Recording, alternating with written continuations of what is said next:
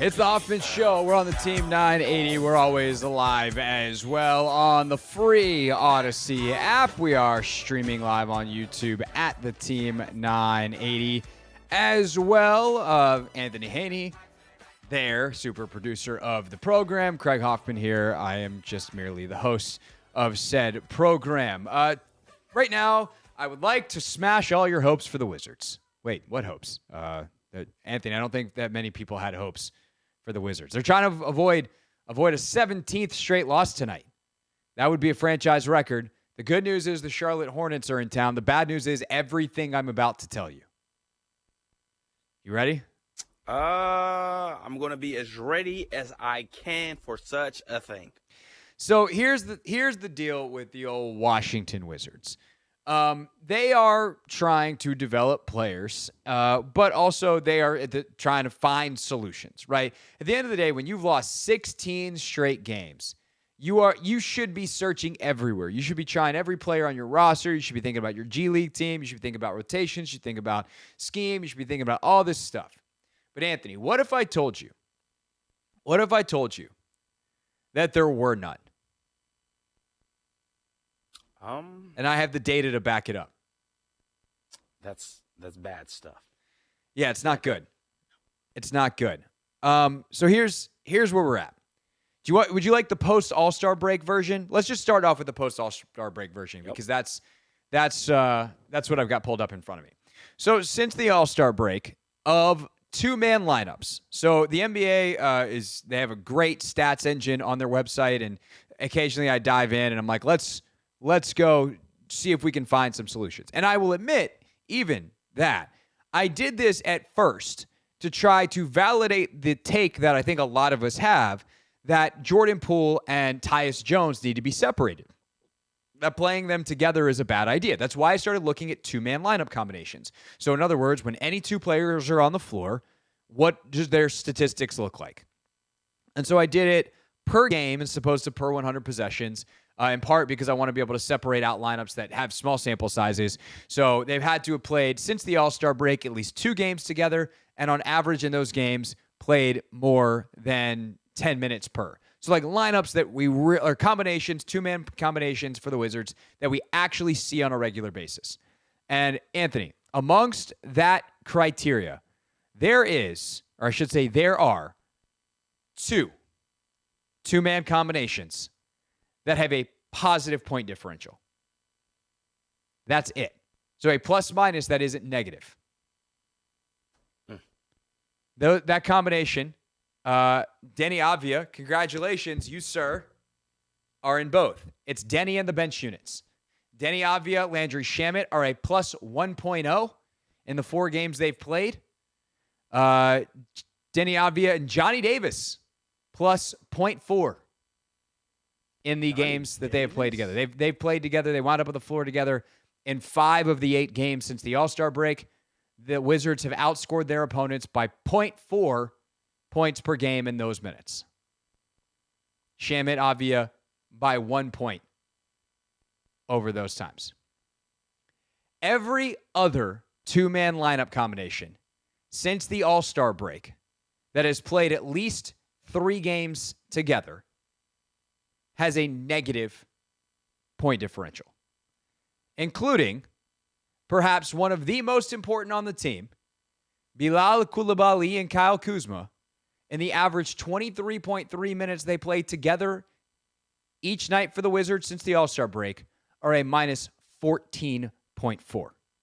Coulibaly and Avdia, minus 13.3. Coulibaly and Tyus Jones, minus 13. Jones and Kuzma, minus 12.1. Coulibaly and Poole, minus 10.3. So here is really bad thing number 1.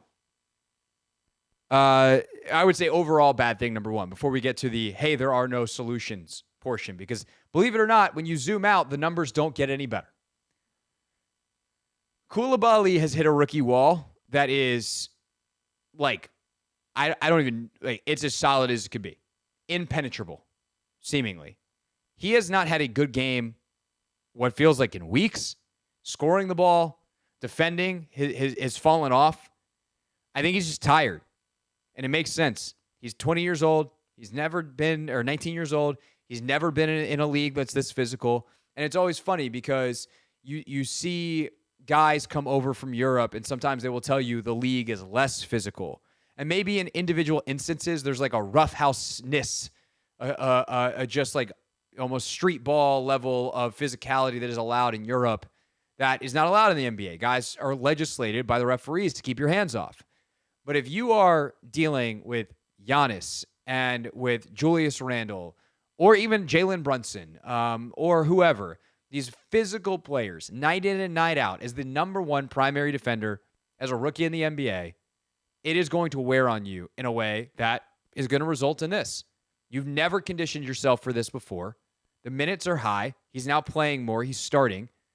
And also, by the way, the pressure of starting means not just like, oh, hey, bright lights, the game starts, you get your name introduced. It means you're playing against better players. And I think it's not a coincidence that the Wizards starters are the worst unit they have right now. Because not only are, is Koulibaly, one of the five of them, struggling, and Kuzma's been a little inconsistent as of late. They've had guys in and out of the lineup due to injury. But you're also playing against the league's best players. Or bench versus bench, you're getting into the depth of these teams. But Bilal, and this isn't a criticism of him because there's no way to know. This is what happens to rookies. This isn't some kind of deterrent of your optimism for him in the long term. The reality is right now, you are playing him because you want him to get the experience, which is exactly what a lot of Wizards fans and even media types were calling for. Oh, how can you not start Bilal? How can you not start Bilal? You're starting him. It's not going well. To the point that I would consider reversing that decision.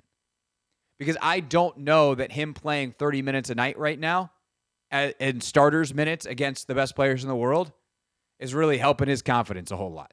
Is really helping him develop as a player. Because he's not performing well. He's exhausted. I would give the kid a week off. Like, hey, dude, we're gonna shut you down for a week. Go on vacation. But here's the bigger problem, Anthony. I'm not gonna re-rack this data, and I'm gonna get back to their chances of winning like tonight. So now I'm gonna sort it this way: 2-player lineups for the Wizards on the entire season. I'm gonna sort this out. I'm going to say you had to have played over 30 games for the team. So now we're gonna go players who are games played over 30 for the season. You have to play in at least 30 games for the Wizards together to qualify.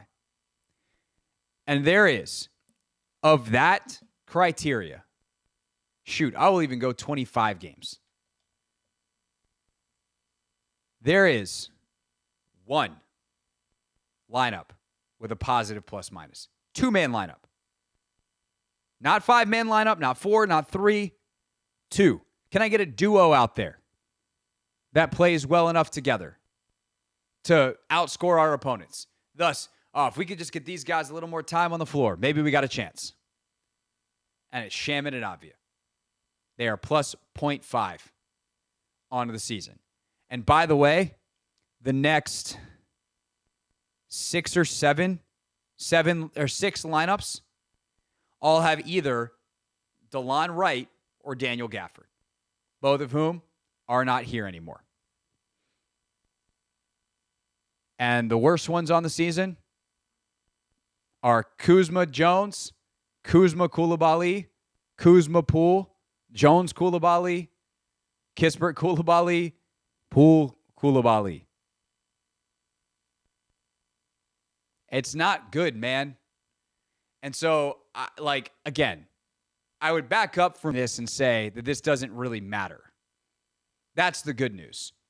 The good news is this means Jack Diddley-Poo for the future of the Washington Wizards. But if I'm going to give you analysis and say, hey, can they finish the season on a high note? Can they pull out of this? Do the options exist? Or even, is Brian Keefe just not pushing the right buttons? The answer is no. It is pretty obvious when you take even the smallest dive into the numbers that there are not options for this team. It is just a poorly built roster in a season that wasn't designed to win. And they just said it is what it is. So I get the consternation over Poole and Jones. I think if you watch, you see the hunting happening. You see the smaller defenders on the floor at the same time in a crunch time being an issue. But this team, you can put Corey out there. You can put Johnny out there. And I would, by the way, I would. But there's not some magical solution that's going to pull them out of their losing streak. They're going to have to play as they have to get these leads and then hold on, especially tonight against the Charlotte Hornets team. That is also very not good.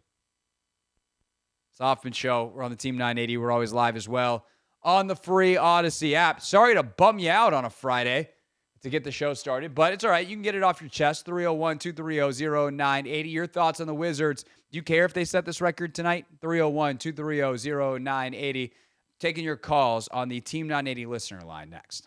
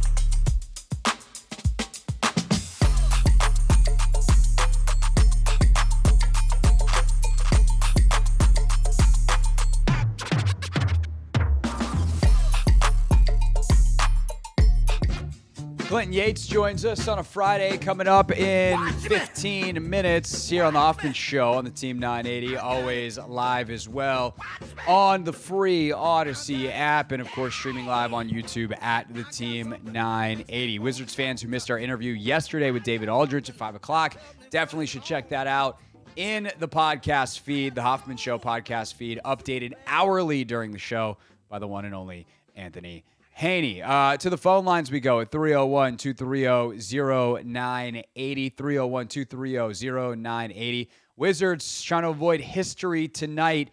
Can they avoid a 17th straight loss? Do you care if they avoid a 17th straight loss? Let's go to our guy, Lap. Lap, thanks for calling. You are on the Hoffman Show. Hey, what's up? What's up, Craig? What's up, Ant? Yeah, I don't really care, man. I think it just sucks that, we should have been doing this last season, to get Wemby. And I don't even know who's the top prospect, now, that we could get to help us, for the future. I don't know if they're still trying to move the team to Virginia. And then this team is just bad, man. I mean, there's some talent on it, but like you said, I agree. It's poorly constructed.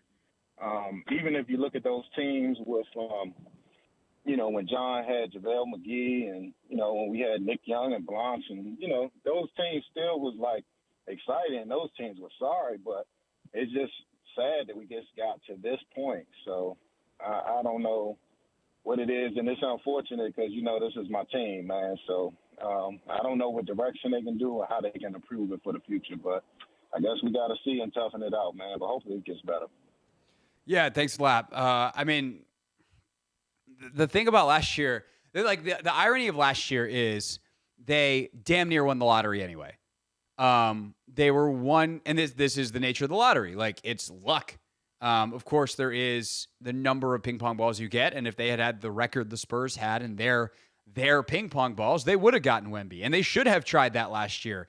And it's embarrassing that they thought that roster was going to work for anything more than, had it worked out, a 45-win season maybe, if Beal and KP and Kuz had all been able to stay healthy and all that. But, the Wizards, this is part of the reason why they're in the position this year is because the Wizards haven't thought about defense in years, since they prioritized being a good defensive basketball team outside of maybe individual acquisitions. But as a unit, they've never prioritized being good. And so, there was not a whole lot that Winger and Dawkins could do when they got here.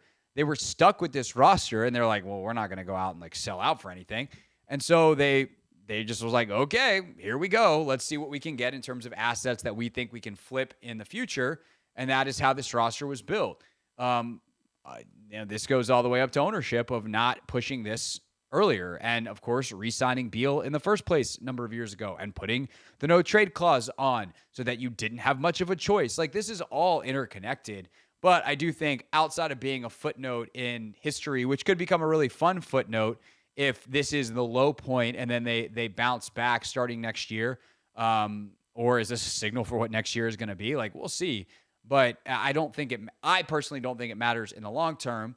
But I also sit in a media seat as an analyst, as a radio host with a very long view of this versus a fan who, if you've been emotionally invested in this team for however many years, I get that it's harder because I admit I am less emotional about this. Team 980 listener line is 301-230-0980. Let's go to Aries Tony for the second straight day. Tony, what up? Tony. All right, we'll put Tony back on hold. Let's go to Steve. Steve, thanks for calling. You are on the Hoffman Show. Yeah, how you doing, Craig? Thanks for having me. Always love the show as always.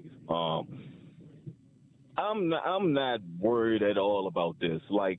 Anybody who looked at this team and the moves they made in the offseason and thought they were going to be anywhere remotely near competitive was out of their minds. Once you give up Bill and Porzingis and you sign Poole, who basically was given away by Golden State after they signed him to money and won a championship with him, you know that the Wizards are going into full tank mode, which they should have done a couple of years ago. So I'm not really worried about this at all. Like the team was already going to be non-competitive anyway. It's just a tank year, and they're trying to see who can play, who cannot play. You're trying to showcase some people so you can hopefully, get something for return it for them if you try to make some moves and just trying to develop the young talent. So this is much ado about nothing. It's just a part of the tanking process. This ain't too much of nothing. All right, Steve, thanks for the call, and I tend to agree with you. I mean, look, mea culpa. I thought they were going to be better than this because I thought Poole's numbers the last couple of years have been similar to what Brad's done the last couple of years. And I was like, see why that can't continue. And unfortunately, the Jordan Poole of last year, the worst of it, became what he was this year. And I think some of the comments recently are interesting from Jordan, saying like, hey, if this is what it takes to put me on the ball, to take me off the bench, then like, fine. But like, I've played point guard. I've had the ball in my hands. And now I've been playing out of position the entire year. And to get him on the ball, in the pick and roll game, in some of the ISO game, and the way that they have the last couple of weeks, like my only question is, what took so long? If this is the guy that you're trying to showcase, this is the guy whose confidence you're trying to get back, like, and this is what David said yesterday, like, why are you doing this, and why are you seemingly at times prioritizing Tyus Jones, who I also personally happen to like a lot as a player, over Jordan, though? Like, these are the decisions you have to make as an organization. You have to make business decisions. You're not making personal decisions. You're making business decisions. And there's a lot of moves, like, acquiring Tyus made a lot of sense because you could get that whole trade. I can't believe how Porzingis was able to be acquired with draft picks. Like, I don't get how the Celtics got to win that trade so unilaterally. But Tyus made a lot of sense because I thought you could maybe flip him for a first rounder, and they didn't wind up getting that at the deadline. But I don't know. It just, there's some pieces, like, I trust Winger and Dawkins to play chess, and sometimes in chess you don't necessarily see what the other person's doing multiple moves ahead. But again, none of this really matters in the short term. Certainly it doesn't matter tonight. Although it's embarrassing. You don't want to lose 17 straight games. And we got Tony back. All right, let's go to Aries Tony. Tony, thanks for calling. You're back on the Hoffman Show. Hey, Craig. Day two are talking about the Wizards and everything. So sorry about that. I shouldn't have done that to you and everybody else, but we're doing our best. It's all good. But look, day two about the Wizards. So I don't feel good about tonight because, again, remember the trades that Charlotte made, they improved their team tremendously. I mean, with the acquisitions they made. And remember the last time the Wizards did play Charlotte, that was in the play-in for that tournament, and they still lost to Charlotte. With Gafford still with us and whoever, I forgot who else we traded. I mean, DeLon got bought out. Yeah. There's obviously a couple other guys as well. We're not looking good. But like I was saying before, I don't know who in the world we are tanking for because there's no Wembanyama coming out and everything. I think the only one that might give us some impact is that center from Purdue, the big 7-foot guy. Zach Edey. So I think he's the only one that might make an impact on this. But anything else, I don't see no impact in the college ranks that's really going to change this team around. So, again, I don't feel too good about tonight, but maybe they might catch Charlotte on the downer and probably win. I mean, Charlotte's made some moves since then, too, to get worse. Like Terry Rozier's now in Miami. He had a big, big impact in that last game that they played. I'd also say, like, there are a couple of players, I think, in college hoops that are interesting. I've seen a lot of buzz recently about the guard from UConn. And if you can help me out with the name there, I don't know how up to date. I think Stefan something, 6'6" guard. He had like 6 dunks in his last game. Like, dude was, as a cutter, as a driver, as a fast break, dude, like, if you watch college basketball, you realize they don't dunk very often. And so to see a dude's highlight reel from one game have like 4, 5, 6 dunks, it's crazy. Is Bagley playing tonight, Craig? You know? That's a great question. I do not know. Dave Johnson will be with us at 6:15, and we can ask Dave. I haven't looked at an injury report, so we'll see. But Tony, because if he doesn't play, we're gonna be in trouble because we not good. We're not good playing small ball. No, definitely not. Tony, thanks for the call. And did you get a chance to look up that name for me real quick? Stephon Castle. Yeah, Stephon Castle. Like, I've seen a lot of the Wizards blogger type folks being really psyched up about him. Maybe even later in the lottery, using that Dallas pick that they got for Gafford to trade back up. So there's some pieces. I don't know that the piece. I don't even know how good Zach Edey's going to be as a pro. He's big, but he ain't. I think he's a little soft, man. Yeah, I don't see NBA dominant big man there at all. But I think there's a couple of international guys that are interesting. But next year's the year. So if you can add the supplemental pieces this year, and you need those pieces. To me, this is the year. Can you add the defensive pieces? Can you next year be a pain in the butt to play defensively, and then you add the guy next year, and hopefully you win the lottery and you take Cooper Flagg, who's going to Duke next year, and he's your dude. And then it's Castle, it's Koulibaly, and could that be your big three if Bilal develops into a legit second best player on a championship team, and Cooper Flagg's who a lot of people think he is? Then yeah, that could be it. That could be your path. But I do think it's going to be harder than obviously we look at OKC where Winger and Dawkins came from, but they had Paul George to trade, and that got them Shai Gilgeous-Alexander. Washington doesn't have that. The closest they had to that was Beal, and they were handcuffed because of the no trade clause. The second best thing they had was KP. They were handcuffed because he had a player option, and he could have just opted out and signed wherever he wanted. And he was lucky. They were lucky he opted in at all, and they could get something in return for him. So I can't judge them based off what happened this past summer. All we're going to be able to do is judge them how they draft. And obviously we'll see if they can avoid going into the history books with 17 straight losses tonight. Let's talk about this, and the L's Monumental is taking off the floor. Next, Clinton Yates joins us on the Hoffman Show on the Team 980.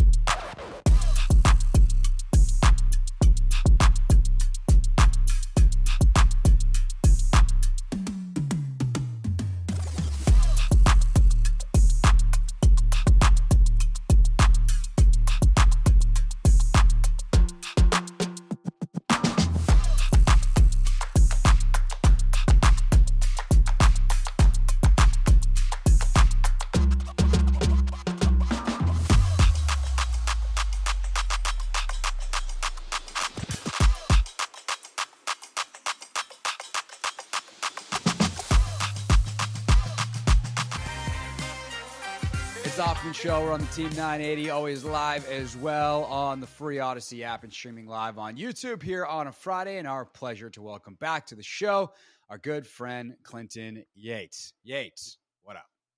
Nothing much, man. So I have a question for you before we start talking about any sports stuff. Okay. So I'm going to Austin, Texas for South by Southwest this weekend. Mm-hmm. Have you been to Austin? I know you've spent time in Texas. And what are your thoughts on said location? I have not spent time in Austin, and it is one of my great regrets of living in Texas. Unfortunately, I was working 6 to 7 days a week, making $25,000 a year when I lived in Dallas. So the opportunity and the extra money that got me above the $25,000 a year salary came with the shows I did on the weekends. And thus, the opportunities to pass those up and go down to Austin did not really come up for me. I've driven through it on the way to San Antonio for some NCAA tournament games and some Spurs games. But sadly, I have not. It is very much on my list to go to. I know some people down there. I also know it's like crazy crowded. Like Austin blew up a little too quickly. But yeah, unfortunately, have not spent time in Austin. But South by sounds awesome. I'm looking forward to it. I've never been to South by. I have been to Austin for a football game. They actually lost to Kansas in the football game I went to, but that's another matter. But so, yeah, okay. Well, I figured I'd ask because I'll be down there, and it's a big festival. I've never been to the festival. All my friends have been because back when we were younger, speaking of things in younger days, everybody had a job that got them to South by for whatever reason. Mine never did, so this is my first time, so pretty excited. Yeah, and now here you are. Your job is taking you to South by.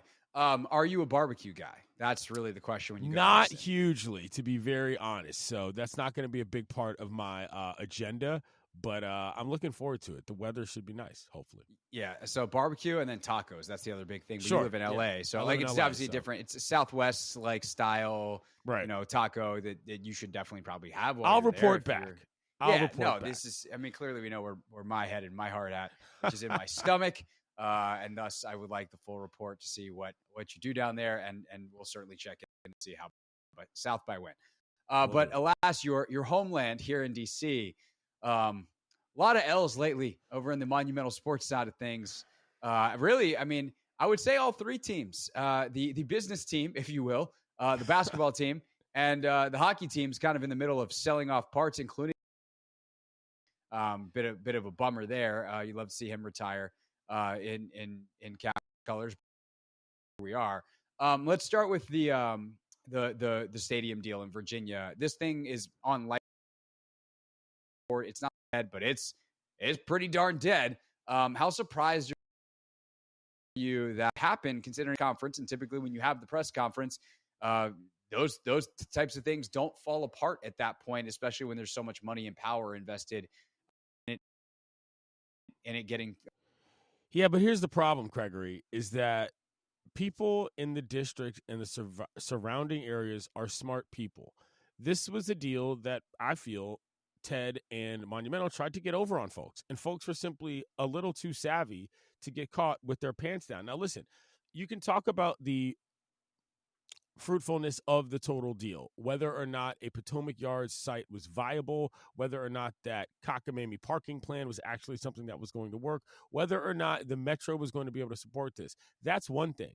But it's another thing to try to pull a fast one in the State House on people when other interests are involved. This wasn't just a bad idea from a planning standpoint. This was a poorly played political maneuver. And that is where I feel that he just had no idea, Theodore, that is, what he was dealing with in terms of the way things actually work. Billionaires often think that throwing money at something is how they get it to happen. And in this case, it wasn't. And so I feel that this was an interesting lesson in not only market forces, but civics. Gregory, you know what I mean? Like, you just can't operate this way in terms of trying to shove things into budgets without any type of approval process. And I'm paraphrasing here because I don't want to get in the weeds about how, state legislatures work and all this other stuff. That's not really something I want to do on this show. But I would like to point out the point here that this was attempted to do through the right way, and people said, no, guess what? This is not something that we're interested in, and there's nothing wrong with that. And I think that's where there's two different discussions happening here. Is there's process, and there's overall attempted goals, and neither one happened to work here, and I'm fine with it. Yeah, I mean, I think that's the interesting thing here is I wonder how unique this is to talked about this with Teo Armas, who covers Northern Virginia for the Washington Post yesterday, of the people who live in this neighborhood are some of the most civically involved people in the entire country. Like, if this is happening where you live now in LA, like, do you think that the billionaire is able to get it through? And how much of this is unique to the fact that it tried to happen in the city where all the political people who actually pay? I think that billionaires in LA have different interests in terms of what they want their footprint to look like than perhaps is the case in the district. I mean, ultimately, let's think about why Theodore thought this was a good idea to begin with. Basically, you can take the political ruse for whatever it is in terms of what you think is happening or not happening downtown in the district. But basically, it felt like this guy wanted more of a playground that he could call his own, as opposed to simply being a part of a larger ecosystem in which he was simply in the center. It felt like basically an ego move. I don't know that every owner in every locale has the same mindset in that regard, but also I know that other owners in other places have more stuff in terms of their overall, I don't know, footprint on a lot of places. And so if that's something that was being chased after for sort of those kinds of reasons, even if you want to call them just business, okay, but sometimes that doesn't work. Once again, market forces, never mind civic engagement, oftentimes can trump the dollar when it comes to what is actually going to happen versus what people want. Clinton Yates, ESPN, with us. Of course, you can listen to ESPN Daily. Daily, that's how that podcast works. It's daily, Monday through Friday, on your favorite podcast app. Are you recording anything at South by the way? No, I'm going for work purposes. Going to be talking on a panel, being me. So very happy to do that. Very proud to represent. You're good at so. being on panels. That Around the Horn television show prepared you very well for that. Thanks, I Tony. appreciate that. Yeah. Thanks, Reali. Thanks for the panel prep. There's always something to talk about, and I'm happy to be somebody who can do it. Yeah, for sure. All right. So on the floor losses for the Wizards, they've now lost 16 straight games. We knew this year would be bad. I don't think any of us thought it would be this bad. Certainly internally, they didn't think it would be this bad. My question for you, though, is like, do you care? It's not about whether or not that I care, if I'm being quite honest. I mean, look, people's relationship with the Wizards is very personal to them for a lot of different reasons, because this team is very rarely competitive. Let's just be honest about this in terms of our lives. I don't just mean this season. I mean in terms of decades. So what if you're presumably rooting for the best case scenario for the Zardos? You're rooting for them to lose. You want them to have the worst record possible so they can get the best possible pick. This delusion that, we're only supposed to be this bad, not that bad. What's the purpose of that? Like, explain to me what that is, because it's not like all of a sudden you're going to draft a guy here, draft a guy there, put a couple pieces together, and then be OKC. That's not happening. You've got to figure something out from the bottom up. And so that's why it's kind of, I don't want to say funny, but the whole we will never tank bit that Theodore used to say all the time, all of the sort of eyewash that they're using to try to act like this is supposed to be some a full rebuild. You can just say that, and that's really what's going on. And so I'm very interested to see what happens from a simple, you're a lottery team.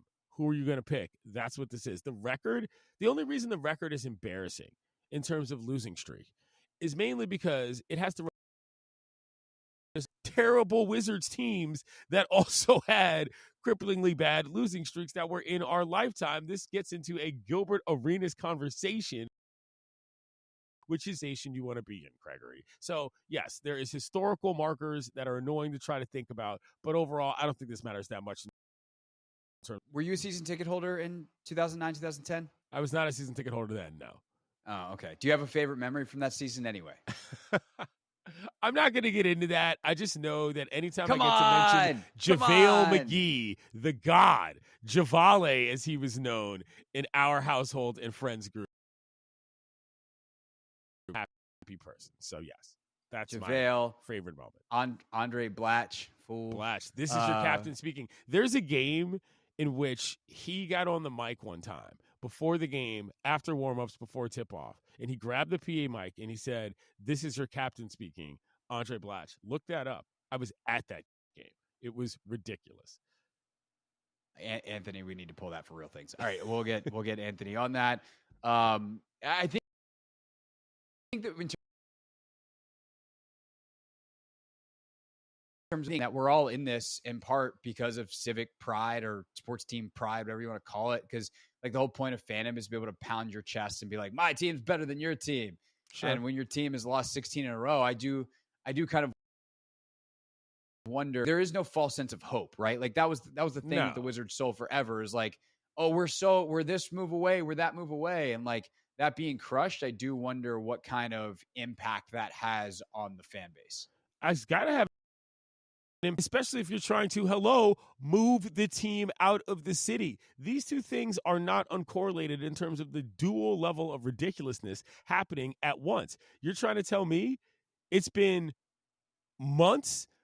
You know what I mean? We could potentially change administrations before this team wins another game as far as it feels like. And you're out here talking about moving the team out of the city. Like the whole entire operation. I mean to say this just to bad talk anybody, but this is what poverty franchises look like. You know what I mean? In terms of how you operate. You're trying to, I don't know, man. It's a really hopeless situation in terms of what I think I would be able to say, tell my kids if I was a NBA parent with an NBA fan child. Like, you're going to Wizards games just to see these people in person, not because you're looking at an operation that seems like it's ever been serious about winning. I was talking who won the Truck Series race in Vegas, and he was like, yo, dog, I'm a Wizards fan, and things are terrible. He's a NASCAR driver, and he brought it up because he has that kind of pride, and he felt terrible about it. And I understand. He's 21 years old. I get it. Yeah.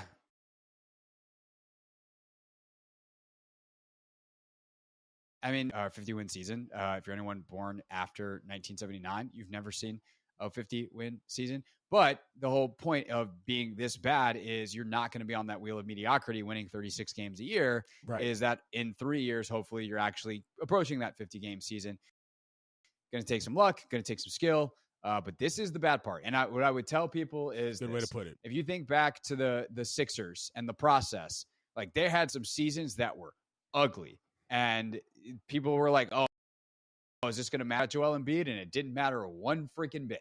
So it's just a matter of like, do you eventually get it right? What happens when it's being built, I think is almost wholly irrelevant. I would tend to agree. And, I think that's why being realistic about what you're doing in front of your fans so that adding, I don't know, club seats behind the basket is not what you're trying to sort of rattle in people's faces while the product is bad. You can talk about the process. It's okay. People actually like basketball. This is the one sport you can get away with that. People aren't necessarily just doing it for the reasons you stated earlier. When it comes to sport. So, we'll see. Let's hope that the basketball part, they can at least get to a point where it is watchable and not just to show up and see what Jordan Poole's going to do to end up in the Wizards Goofball Hall of Fame for yet another night. He has had an all-time Shaqtin' season, but he's playing better as of late. Imagine what happens when you play him in his natural position and put the ball in his hands for a guy that, is good with the ball in his hands. Whatever. Austin this weekend. Find the panel he's on at South by Southwest. Appreciate you, sir. Thank you. Larry. Hey, this is DA, and you're listening to The Hoffman Show on the Team 980 and the Odyssey app.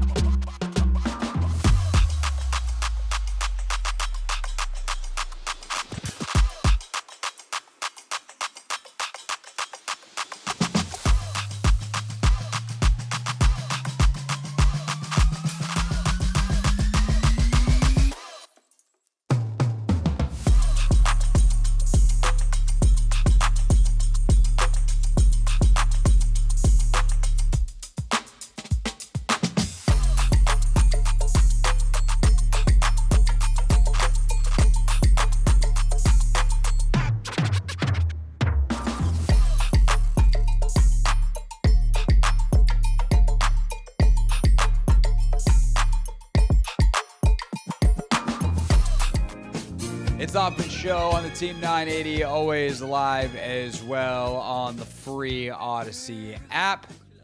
Streaming live on YouTube at the Team 980.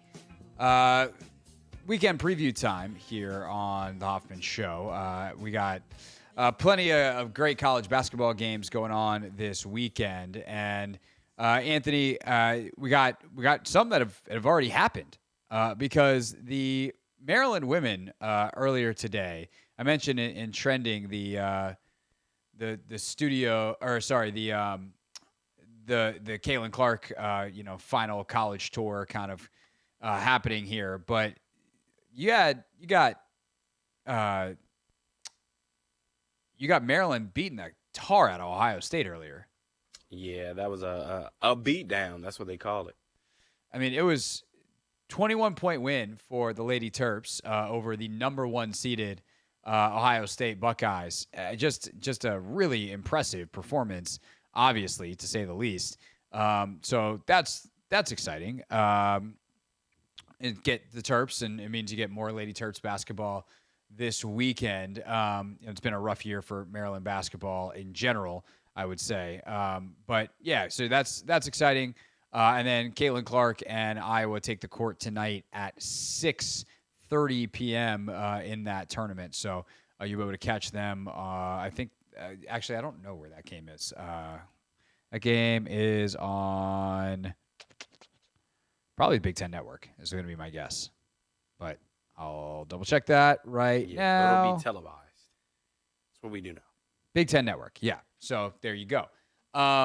Meanwhile, on the men's side of things, it's the last weekend of the regular season.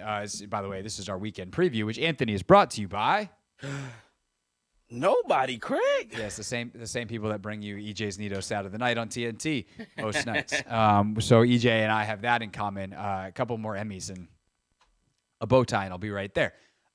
So men's side, obviously, Duke, North Carolina, always on the last day of the regular season.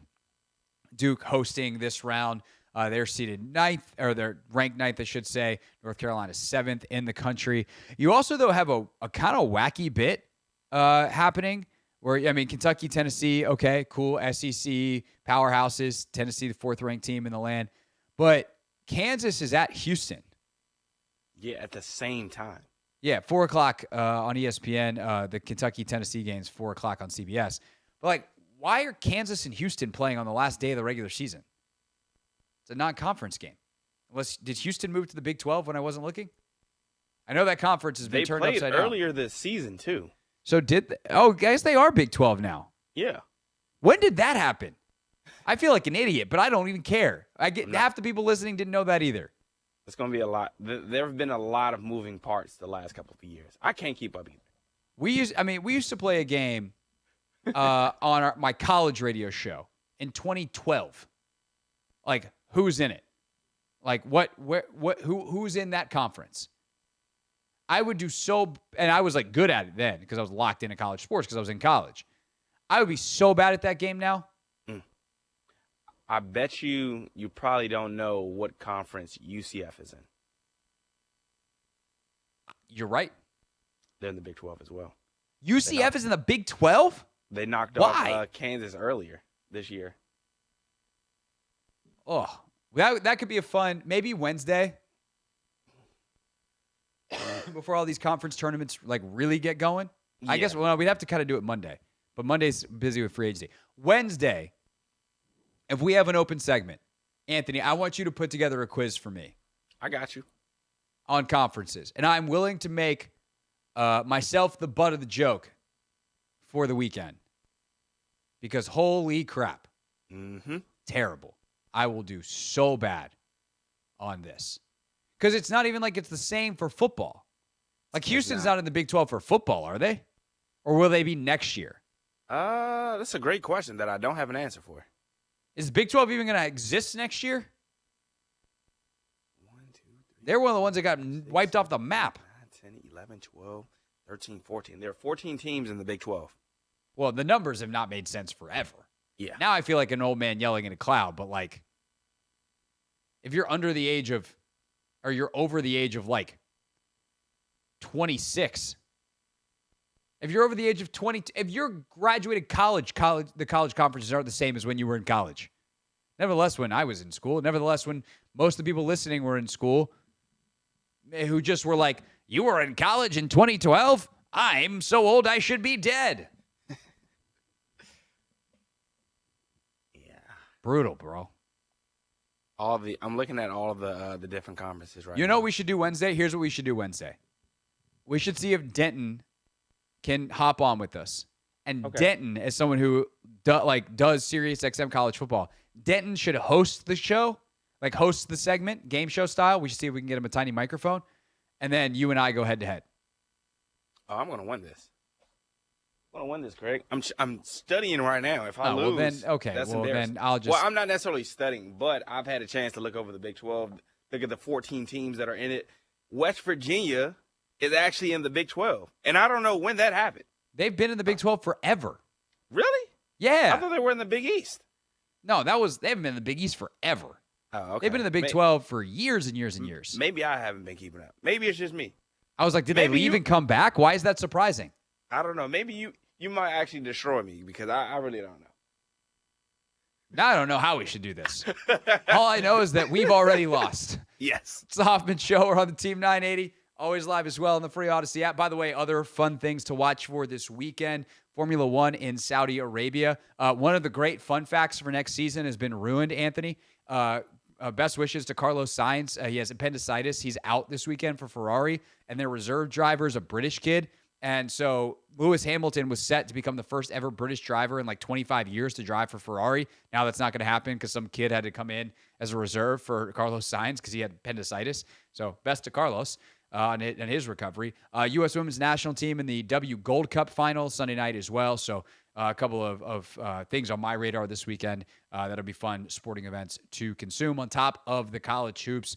Some good NBA action this weekend as well. Coming up next, though, Kevin Sheehan is going to join us. We will get some thoughts. Maybe we'll start Wizards with Kevin, but ultimately our big topic with, of course, our buddy Kevin Sheehan, who hosts the Kevin Sheehan Show, 10 a.m. to 1 p.m. here on the Team 980, will be the Commanders. Where do they go in free agency? That's how we spend our 5 o'clock hour, starting with Sheehan next here on the Team 980.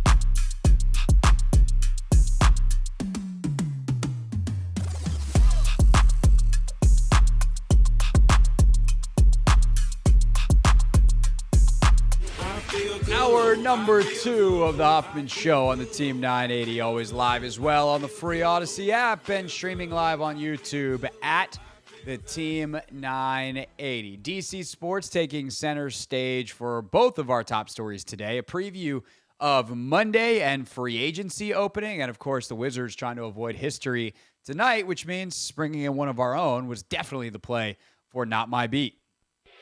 Today's top story from the perspective of someone who's there. You are looking live. This just in. Not My Beat. Kevin Sheehan, host of The Kevin Sheehan Show, 10 a.m. to 1 p.m. here on the Team 980. Mr. Sheehan, good Friday to you, sir. How are you? Mr. Hoffman, how are you on this Friday? I am doing well. I'm happy that it is Friday. I'm happy that we are steamrolling towards free agency. We will finally get some answers on Monday to the direction this roster is going. But before that, we must deal with the Washington Wizards, who are more imminently, chronologically speaking, trying to avoid history tonight. And my question for you, as they try to avoid a record-breaking 17th straight loss, is, do you care if they break this record or not? Does it affect the long-term vantage point you have on this entire rebuild project? Not even a little bit. I mean, I would like them to end up with the worst record as long as they are in that position right now. Let's just stay there and have the best odds at number 1 overall in a draft that really doesn't have a consensus number 1. Next year's draft will. But no, it's like I think I haven't put my Wizards fandom, to the side. I've been always a massive Bullets and Wizards fan my entire life. I want them to be good. It's the team, Craig, for me, that's always been the one that I think, after Maryland basketball and the Skins, to me, the Bullets and Wizards are next. And I've always wanted to see what it would be like if there was an actual contending for the NBA championship team in this city, because I think it would be a massive deal. And I do like what they've done here over the last year, and we're just going to have to wait it out. But it's hard to keep a level of any sincere interest when you're 9-53. I'm not watching a lot of these games at all. Yeah, no, I've tried to watch some, and it's just not good. The one thing that I think is interesting as of late is Koulibaly seems to have really hit a rookie wall. But for me, I'm not that concerned because I'm like, he hit the rookie wall. I don't all of a sudden think the league figured him out and he's actually not that good.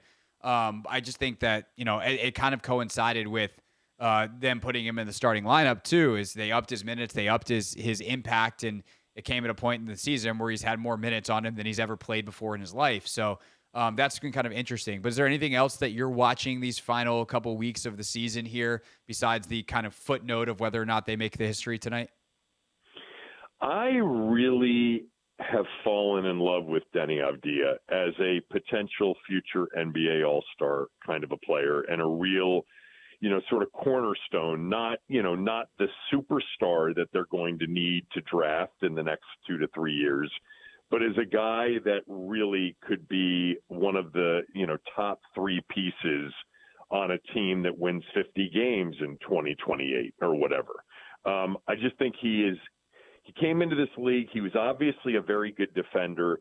What he also was a guy that had tremendous confidence right from the jump. Like, I think a lot of these foreign players are really fearless in a way that maybe some of the young college players are not. But he's always believed, when you watch him, I think he's always felt like he's better than even he shows. But I think this guy's really gotten confident and he's gotten better offensively. And every time he takes a shot, like a 3, if he takes a 3, I feel good about it, feel good about the stroke. He's just a good, really good all-around player that has a chance to just keep getting better. And I feel the same about Koulibaly. Like, I feel really good about Koulibaly, but 19 and a 23-year-old that, in 3 years when they're 26 and 22, it could be really interesting if they've got, a 20-year-old that is ascending. Yeah, definitely. I think next time I'm on your show, or when we have more time and free agency and the NFL is not bearing down on us, we should have a Denny Avdia discussion, because like, I think you're higher on him than I am, but then I get turned into like the biggest Denny Advia hater, and I'm like, I'm not a hater. I don't know exactly where the ceiling is. Well, what don't you like about him? I think he's overrated as a defender, and he's like much less likely to be a top 3 guy on a 50-win team, and much more likely to be somewhere between 4 and 7. A really, really like probably 4. Like, I think he can be an 18.8 rebound consistently kind of guy, and that's a really, really good NBA player. But like, just because he's getting the assignments of some of the best players in the league doesn't mean he's actually doing well with them. Like, he's just routinely getting torched by these guys. And if he's this, like, part of the reason that they're so bad this year is because he's their second best defender, and he's just actually not up to that kind of caliber. Whereas, like, you think of the second best player on some of the best teams, and like Klay Thompson was an all NBA defender. You know, Denny Advia is never going to be that. Yeah, I mean, the difference is that Klay Thompson and Steph Curry never played on a team that was this horrible. And they're just horrible from a team defensive standpoint, too. Actually, I don't know that I completely disagree with you in terms of being overrated as a defender, because I think he's a good defender. You know, I think people have described him as being a potential great defender. I'm just really impressed with his overall game now, and I didn't know that I would be that way 2 years ago. I mean, he's capable, you know, if he ended up being the number 3 guy on a team with 2 stars in front of him, of being an 18 and a 10 guy. Yeah, I think that's the ceiling. And I think that's possible. Maybe that's the third best guy on a 50-win team. It depends on how good the first 2 are. But we'll see. I mean, he's still ascending. He's 23. He's getting to the point where he's probably getting closer and closer to his ceiling. But he's definitely had, like, the last 2 months have been awesome. So definitely encouraged. We'll see what that looks like on hopefully a good team sometime before 2028, but maybe we are waiting that long. Kevin Sheehan is with us here on the Hoffman Show, of course, host of the Kevin Sheehan Show. All right, now to our feature presentation, if you will, Kevin. By the time I take the air on Monday at 4 o'clock, you and Chris Russell will have guided us through the first couple of hours of free agency. Anything you expect kind of off the rip immediately to happen, or anything that you want immediately to happen on Monday for the Commanders? I don't know what to expect. I'll take a stab and say that there are a couple of players. No, actually, the players that are their own, it'll take some time for them to go out and test the market before they come back. But an edge pass rusher, a Dorrance Armstrong from Dallas, because Quinn's, you know, familiar with him.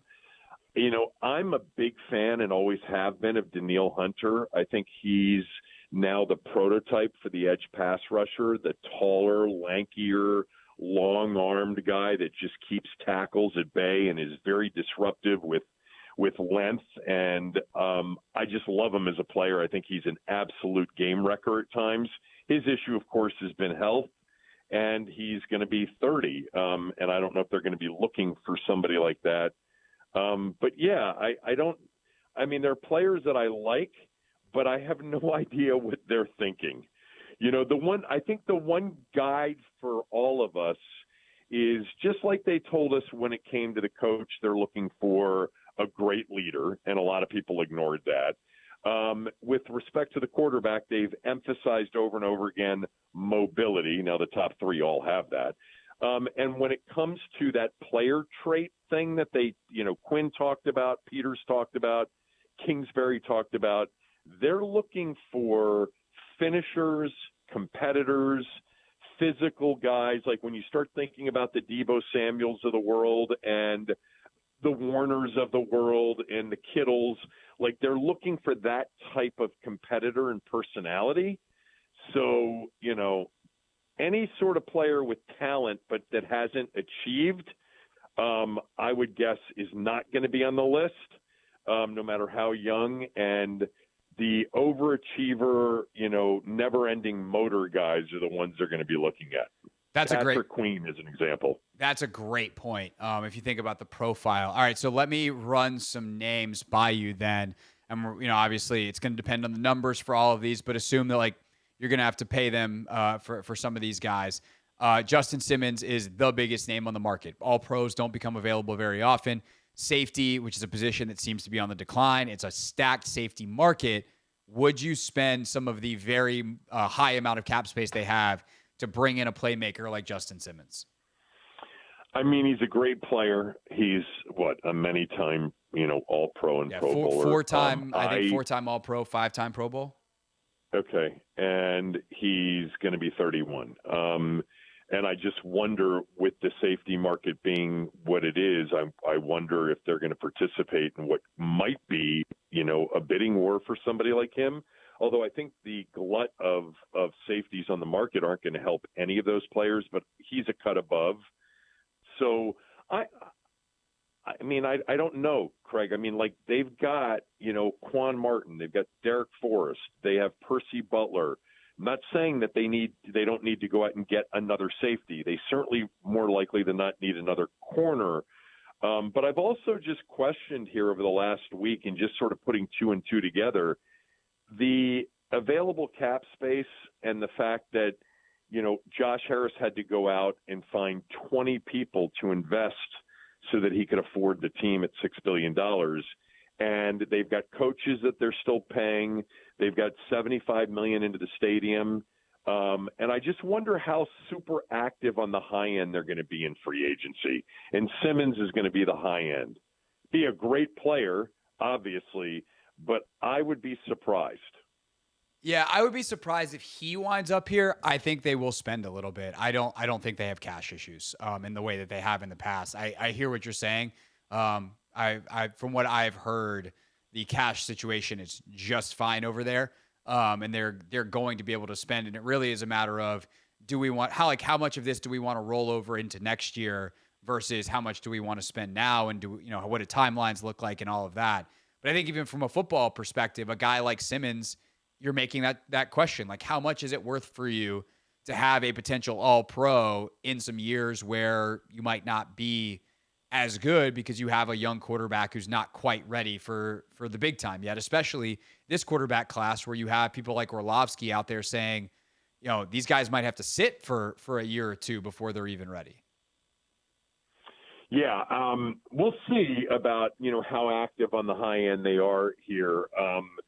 It wouldn't surprise me if there's actually some maneuvering with respect to back-end loaded contracts even to move into this cap year. But, yeah, I think the other thing, too, that we're not entirely sure of at this point is what kind of player fits what Dan Quinn and Joe Witt Jr. are going to do here.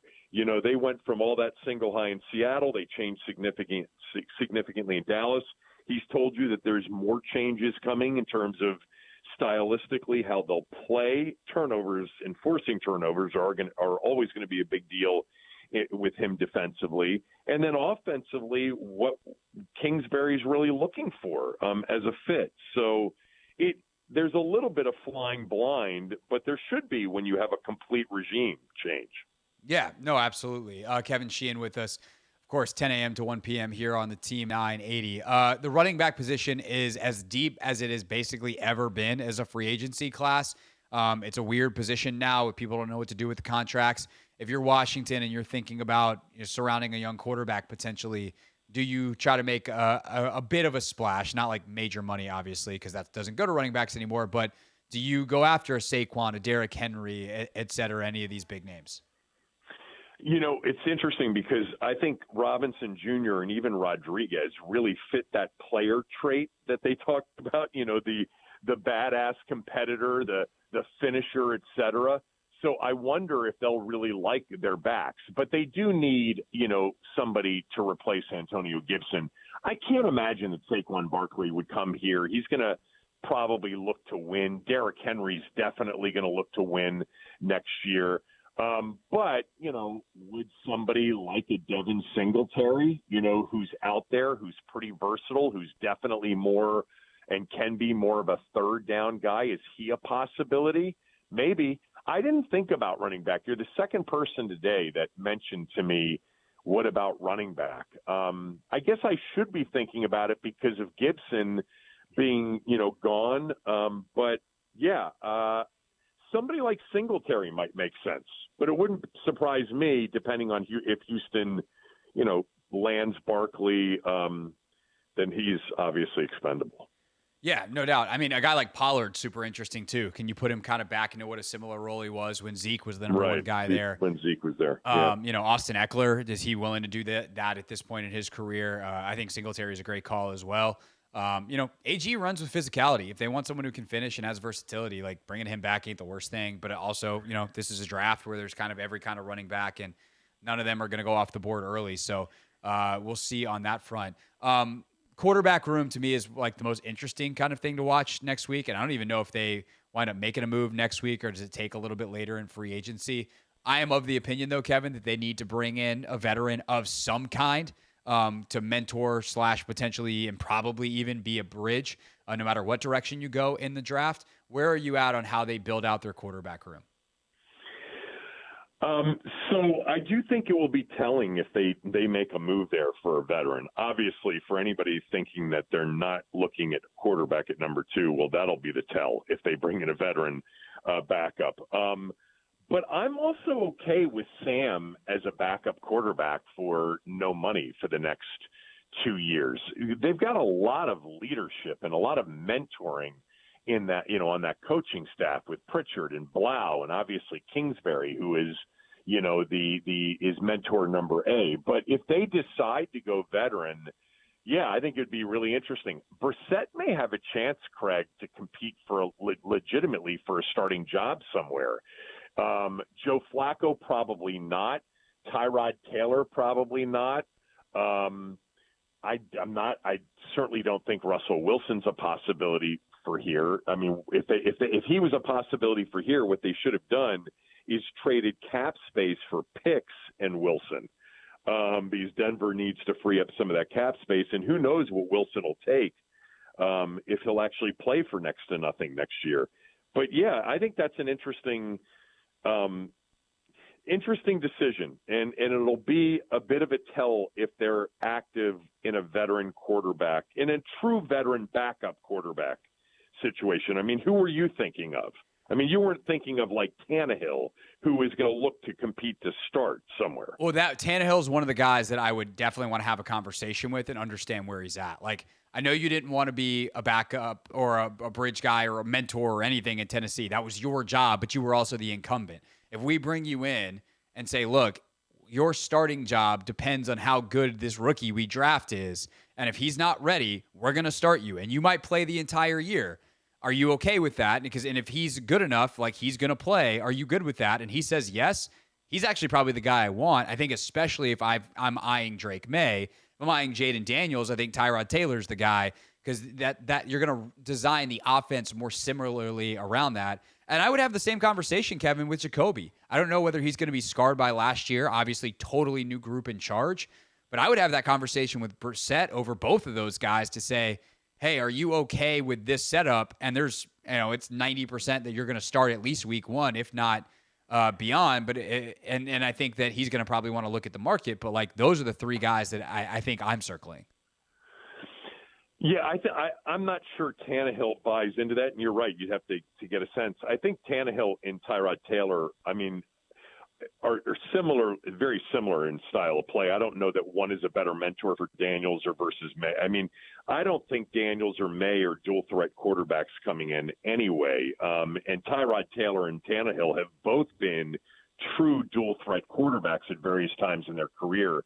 But yeah, no, there's a lot of options in terms of veteran guys. I just would expect maybe not. I mean, because we've seen it even with guys like Jameis Winston, in terms of what the market is. But I would think Tannehill's going to get $6 or $7 million a year. No.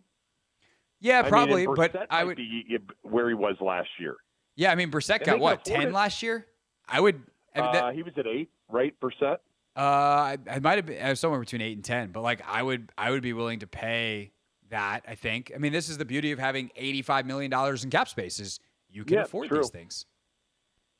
Yeah. And again, they may just decide, you know what, we got plenty of mentors here. We don't need to spend $8 million a year on a mentor or a bridge. We believe that May and Daniels are going to play right away, and we got a kid who's actually perfectly set up to be a higher end backup in Sam, which is really, I think, what we all realize he is. Not everybody realizes that, but most do. When does anyone agree on anything, Kevin? Well, I mean, the debates and the arguments about him, after certain games, like there's still a contingent of the fan base, aka the Howlers, that still believe this was all the offensive line and Eric Bieniemy's fault, and that they should run back with him for 17 games. There are people out there that believe that. Oh, I know. There's people out there that believe a lot of things, but I'm going to stop there before I get myself in a lot of trouble. Kevin Sheehan, I believe that he is on the radio 10 a.m. to 1 p.m. weekdays here on the Team 980. What do your Terps need to do this weekend to secure a spot in the tournament? They just need, or I guess it's next weekend, but I probably won't talk to you until then. What do your Terps need to do? They'll play Wednesday night in the first four. First time they've been in that situation in the Big Ten. Yeah. You're talking about, which Terps are you talking about? I was talking about your men's Terps. The ladies Terps, hey, look what they did today. They upset Ohio State today. They beat that was big. tar out of Ohio State today.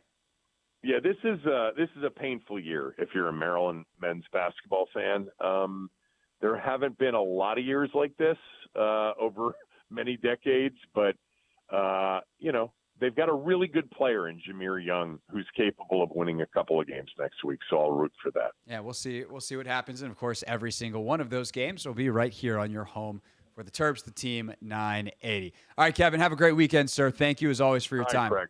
Take care. That is Kevin Sheehan with us here on the Hoffman Show. Check him out 10 a.m. to 1 p.m. And if you can't because you have a day job during those hours that disallows you from listening to the radio, you can check out the podcast of the radio show, or you can check out the Kevin Sheehan Show podcast anytime, anywhere on your favorite podcast app, which might just be that free Odyssey app. When we get back here on the Hoffman Show, what do you want to see from the Commanders in free agency on Monday? 301-230-0980.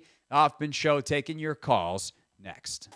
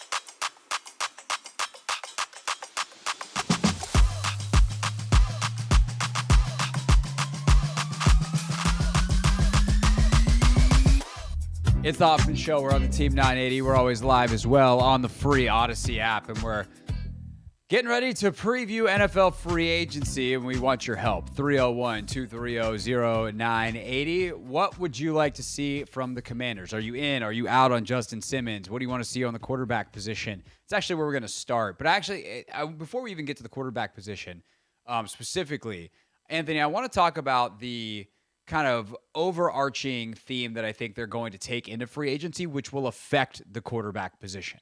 And that is this. I think Logan put this extremely well on Take Command when we did our mock draft the other day. I kind of sidebarred into, well, what about free agency on this, and how does it affect this pick? And he goes, I think they're going to attack free agency in a way that says we don't have to take anything in the draft. So when we talk about, are they going to attack edge in free agency or the draft? Are they going to attack O-line in free agency or the draft? Are they going to attack this or that in free agency or the draft? I think the answer for a lot of these positions is going to be both. Like, I imagine that let's say they go out and sign Bryce Huff from the Jets, 25-year-old pass rusher. A lot of people thought the Jets might franchise him. They ultimately decide against it. He's a guy that's pass rush win rate, like some of the underlying data is fantastic. Can he hold up as a 3-down edge? Is he a true starter? Is he a situational pass rusher? That's why he's hitting free agency. They also have, they don't have like crazy amounts of cap space. So maybe they just don't feel like they can get a deal done. But for whatever reason, he's in free agency. So let's say that they go out and they're like, yep, Bryce Huff, we need that pass rush juice. Let's go. Let's party. You're coming to play with John Allen. That doesn't mean that if Darius Robinson out of Mizzou is on the board somehow at 36, that they're not going to sprint that pick to the podium. If they go out and sign Tyron Smith, and all of a sudden Tyler Guyton falls in the draft out of Oklahoma, and the offensive tackle who's, in the eyes of many, a first-round grade type of player, all of a sudden is available at 36, or even if he's available at 29, they might not trade up and say, let's go get this guy, that they would do that. And I think that's the position of power that you want to be in. And so I would expect on Monday them to work towards signing a lot of guys. Now, will they all happen Monday? Probably not. And frankly, I hope not for our own sake. We only got 3 shows. Or no, not next week. It's 2 weeks that we have only 3 shows because of the NCAA tournament.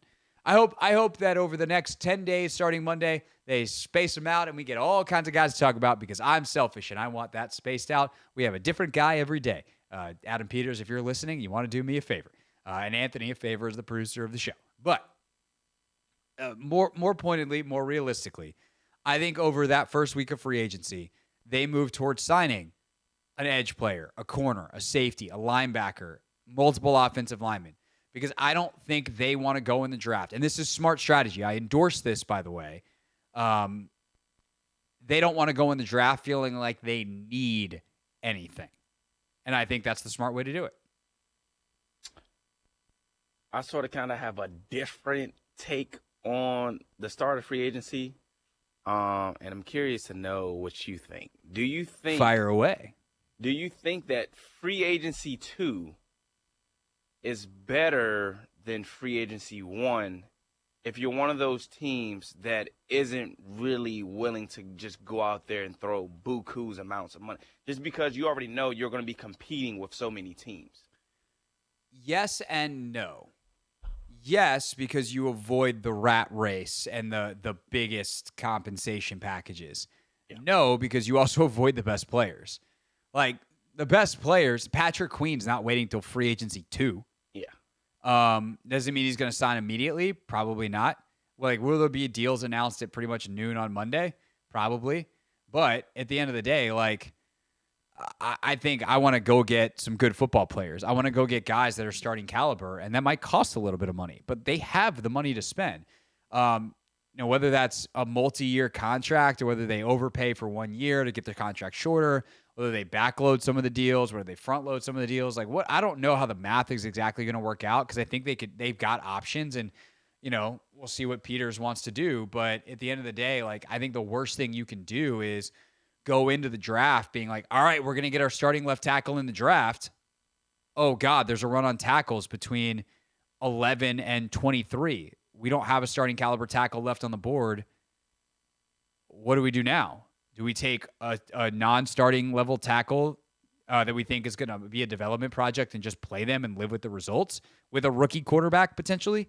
Or, then are you just dipping into that free agent 2 pool after the draft? Maybe. Like, is there a couple guys? Can you do that at, say, running back if you don't want to go after one of the 10 biggest names? Probably. Can you do that even maybe at safety? Probably. But, I would only want to be doing that in positions where I'm okay going into the season with what I have. So, for instance, at running back, if I go into the season with Chris Rodriguez as my backup, Brian Robinson is my starter, and anybody else that's an NFL caliber running back is my third RB, I'm set. So I don't care if that guy comes in free agency 1, free agency 2, or the draft. I don't care. So I don't need to go do that. If I want an impact guy or I want if I want Saquon because I love his versatility and I think he can line up in the slot for me or outside for me in a Cliff Kingsbury offense that gives me a ton of versatility to line him up in the backfield or out wide, and that's important to me, okay, fine. I don't know that it is. I'm hypothesizing here with that position. Or if I want to go spend money on Justin Simmons, or I want to go spend money on one of these other safeties, I want to re-sign Kendall Fuller because that guy's important to me, okay. But I'm not risking free agency 2 on a position where at edge, I'm not risking free agency 2. I'm being aggressive in the edge market. And that's because if we have to start the season tomorrow with what we have, we're in deep trouble, no matter what happens in the draft. Like, they need, especially at edge, like literally at edge, they need both. Yeah, I mean, I agree with you. I was just curious to where your thoughts were. But to your point, I definitely think we need to be a little aggressive just because we have 24 free agents, or I guess guys that are set to be free agents. And none of them have been re-signed. So I think that also just speaks to, the nature of what our roster was last year and being able to, go out and get some of these guys, free agency 1. I'm all for, the Tyron Smiths, definitely at edge. Safety, I would love to have a big name in the room. I would love to have a big name, but as Kevin pointed out, we have some guys that we drafted. Whether or not, they're the right fit for Dan Quinn's defense is another story. But based off their production last year, it just indicates that we should also be trying to target somebody in the defensive backfield as well. You have to get one. And this has kind of been my thing all along, right? I don't know what they think of Quan Martin other than they like him, but I don't know what they like him as. Do you like him as a nickel predominantly, where he's playing that, whether you call it nickel, Buffalo nickel, box safety, but he's actually playing nickel. If he's going to line up as a third corner, then you need a safety.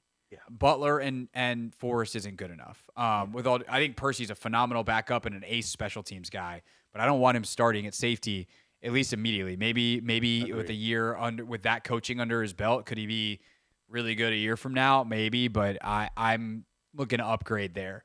But if you see Quan as a safety who plays some nickel or some Buffalo, then you need another corner. And again, I don't know what they think of BSJ. He's one of the biggest mysteries on the roster. I'm pretty sure they like Emmanuel Forbes. I'm pretty sure that he's their kind of player. He fights, he competes, he goes after the ball. That's their kind of dude. They got to teach him how to be successful at it, but he's their kind of dude. Quan Martin is their kind of dude. Honestly, Jamin Davis is their kind of dude. He's fast, he's physical, he plays hard, he finishes. He doesn't always do the right thing, but they can coach that up till he does it more often. John Allen, Deron Payne, they're kinds of dudes. KJ Henry's their kind of dude, but they need better at some of those positions. So I think it's going to be really interesting to see what they do at that DB spot. I'm definitely into signing someone, and there's really a lot of great options, corner and safety, but I don't know exactly who those options, which one of their options is most appealing to them. Then you got the offensive side of the ball. They're going to be looking for nasty linemen, and there's some good candidates out there, and I would definitely be aggressive in signing some of them. But we'll see. I think the other big one that we talked about with Kevin too, is the quarterback room. What do they do to try to supplement this number 2 pick? And is it necessary to have a bridge/veteran quarterback? And does that have to be the same guy? Dan Orlovsky had some interesting thoughts on the Pat McAfee show today. We'll share with you what Dan said after we tell you what's trending here on the Team 980.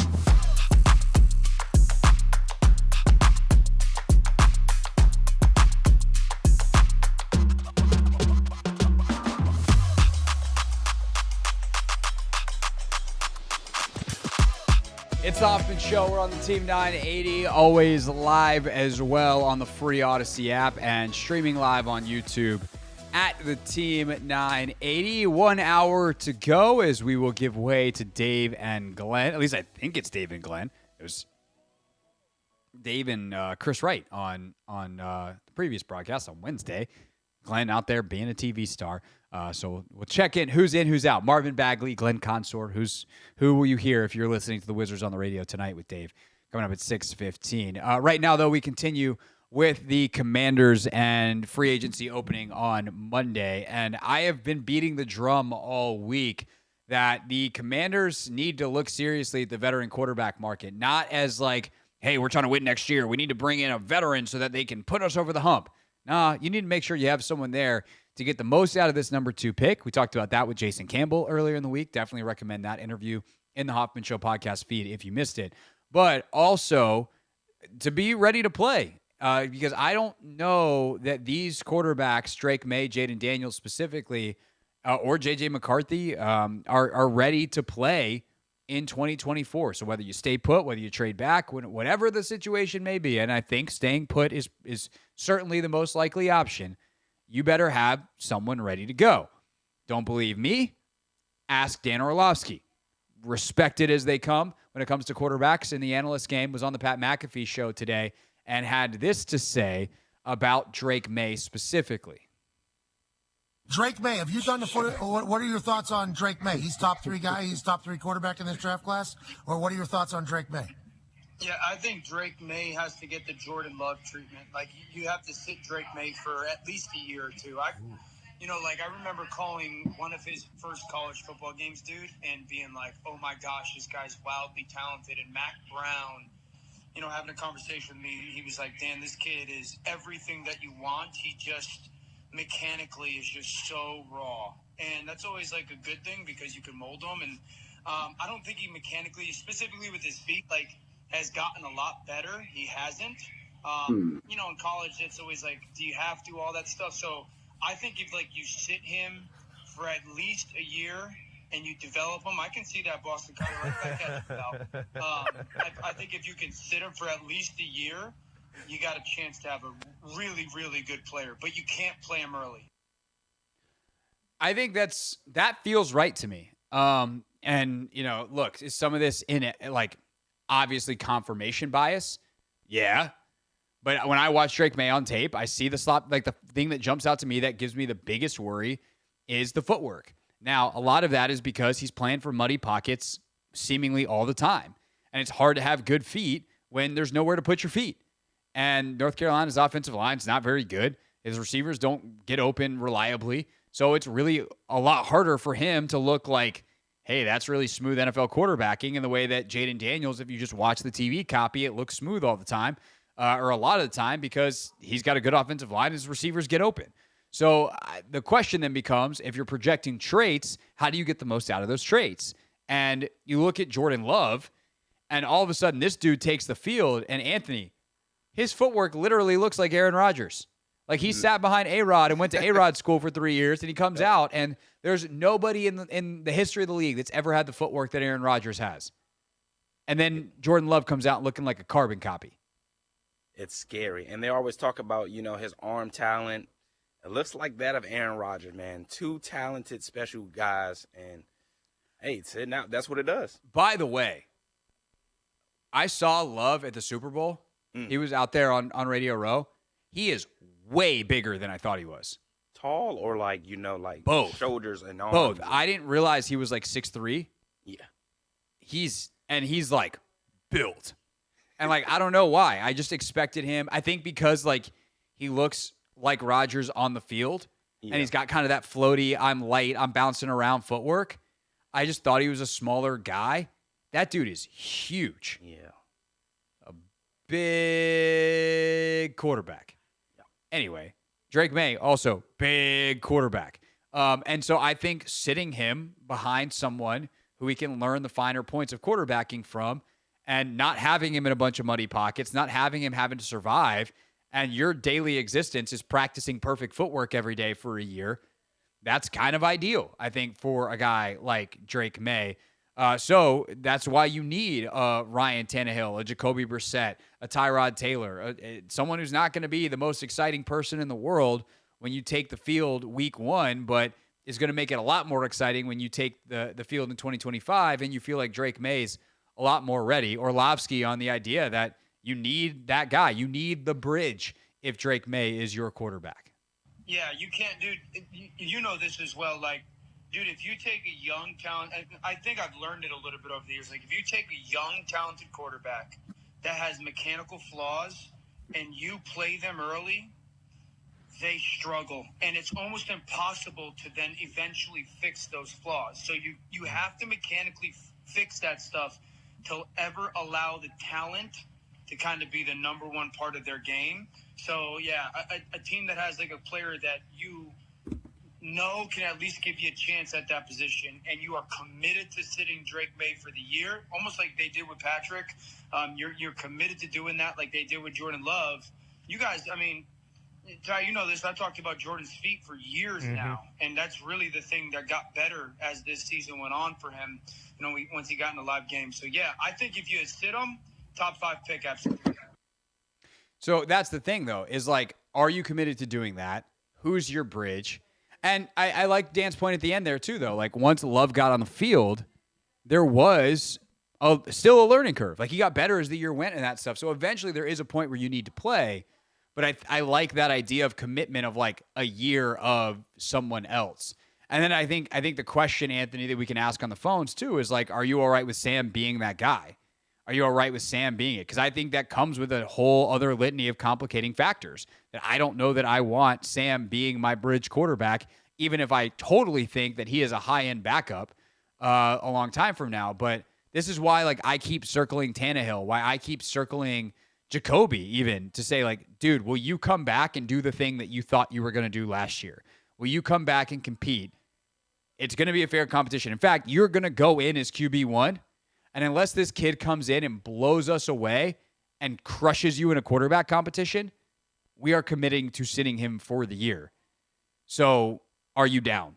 Like, that's what I would do if I was going to Jacoby Brissett, because the other thing with Brissett is he's got, even though he's going to have to learn a new system, he's learned multiple new systems before, including one of the more complicated and off center, if you will. Like, most things are West Coast or Air Coryell, and then somewhere over out in left field is whatever the hell Bill Belichick's coaching tree runs, McDaniels, Bill O'Brien, etc. Like, he's run all that stuff. And so he's going to have to learn Cliff's system, but he's very good at that. And he's got rapport with Terry and Jahan. So you have a chance for your receivers to be a hell of a lot happier this year. That's why Jacoby's my number one guy. But, like, the more I think about this, the more I am very much in the camp of go take your big swing on Drake May. Big, physical, prototypical quarterback with all kinds of traits that tell you he could be successful. And for the love of God, don't start him next year. Yeah, I think I would be in agreement with, hopefully, bringing a guy like Jacoby back. I would not want Sam being our quote-unquote bridge guy, just because I feel as though he's still learning. And I think you throwing him out there like he's basically going to be learning on the job as well. And I don't necessarily know if that'll be too much helpful for, whoever we end up drafting. I think bringing in a veteran who's seen a little bit more can, have those conversations. Jason Campbell, he talked about the conversation you have as an older guy versus with a younger guy. So I just think bringing a guy like a Jacoby, I'm still trying to get around on, the Tannehills and the Tyrod. I think Tyrod Taylor will be interesting. I would like him. I think those could be 2 guys that I would, like to see here in Washington if we were to go that route. But I'm all for. Yeah. I think I'm all for, especially if Jaden Daniels and Drake May, they have all these mechanical issues that they need to, sort out and work on. I would definitely be all in on drafting those guys, sitting them a year, and because I'm cool with being patient. I realize that we're not going to be contenders next year. I think we're 2 years away from actually being contenders. So why rush the process if the goal is to, hopefully be contenders in the near future? 301-230-0980. What do you want to see from the Commanders? You heard Orlovsky, and really, I guess the question we're asking is, are you okay with Sam Howell being the bridge guy, or do you think they need to go and be somewhat aggressive in this veteran quarterback market? 301-230-0980. Take your calls before Dave joins us to preview the Wizards at 6:15 next.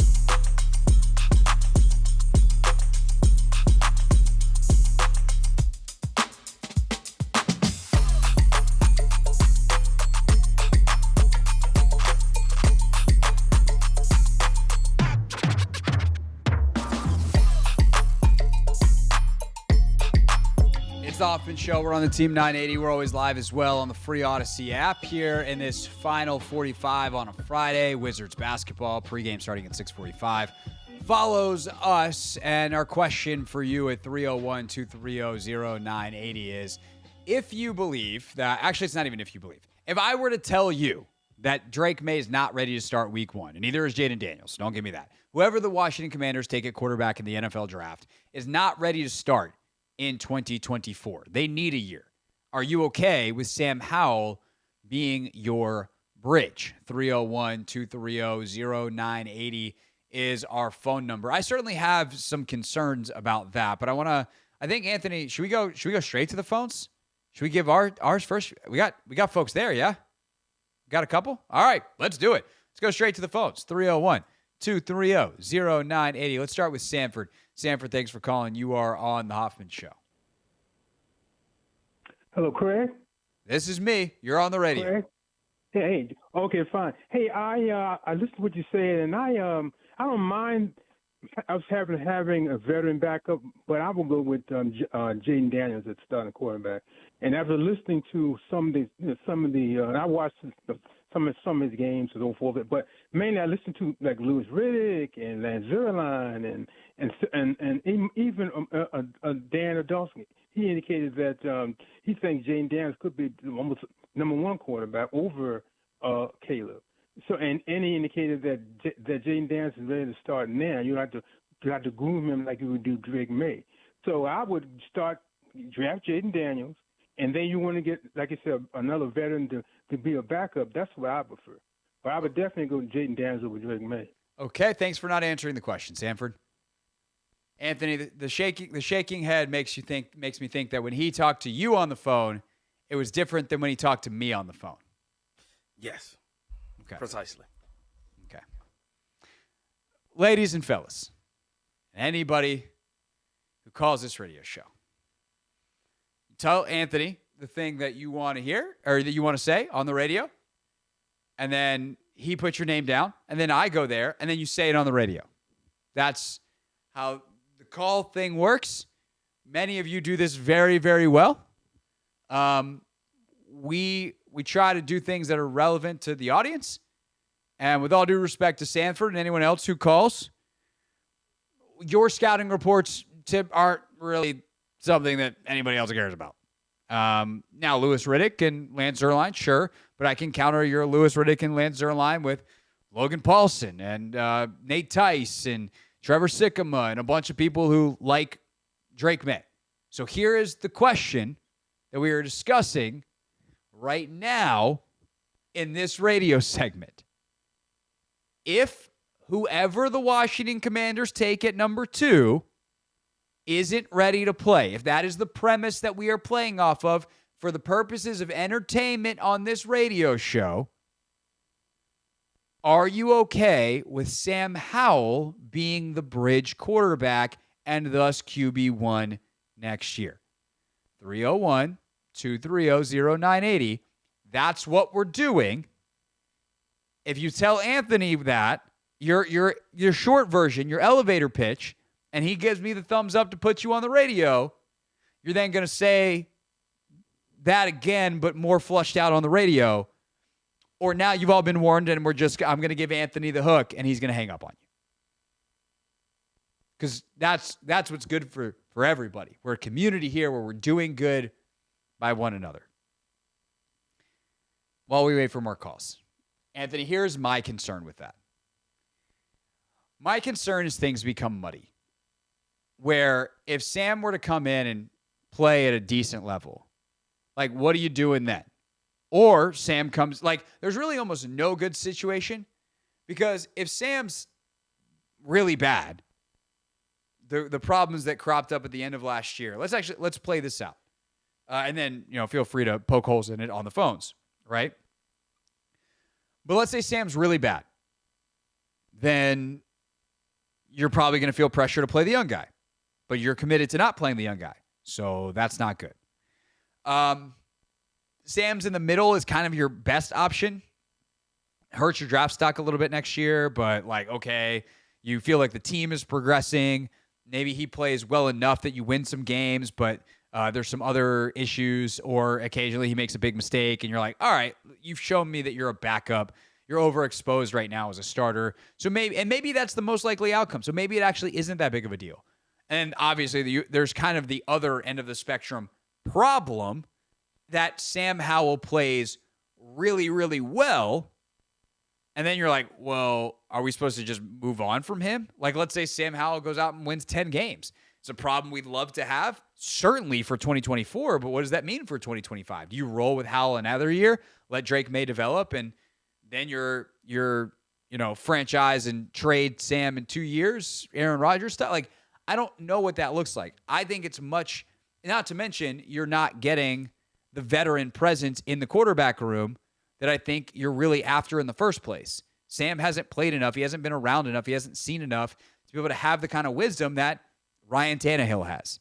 So I would much rather go sign Tannehill on a 1 year, $8 million, but hey, dude, if you start 12 games, it's a $12 million deal. Whatever it is, if you start 16, I'll pay you $16 million. Like, we can play those games at the end of the year, depending on how you're playing, how the young guy's coming along. But Ryan Tannehill has a ton of starting experience. Jacoby Brissett's played a lot of football. Tyrod Taylor's played a ton of football. I'm much more interested in that as the option than Sam Howell. But what say you? 301-230-0980. Let's start off with Anthony. 1 or 2? Give me a hand sign here. Both are good. All right, let's start off with Josh. Josh called first. Josh, you're on the Hoffman Show. Hey, how you doing? Can you guys hear me? Yeah, we got you.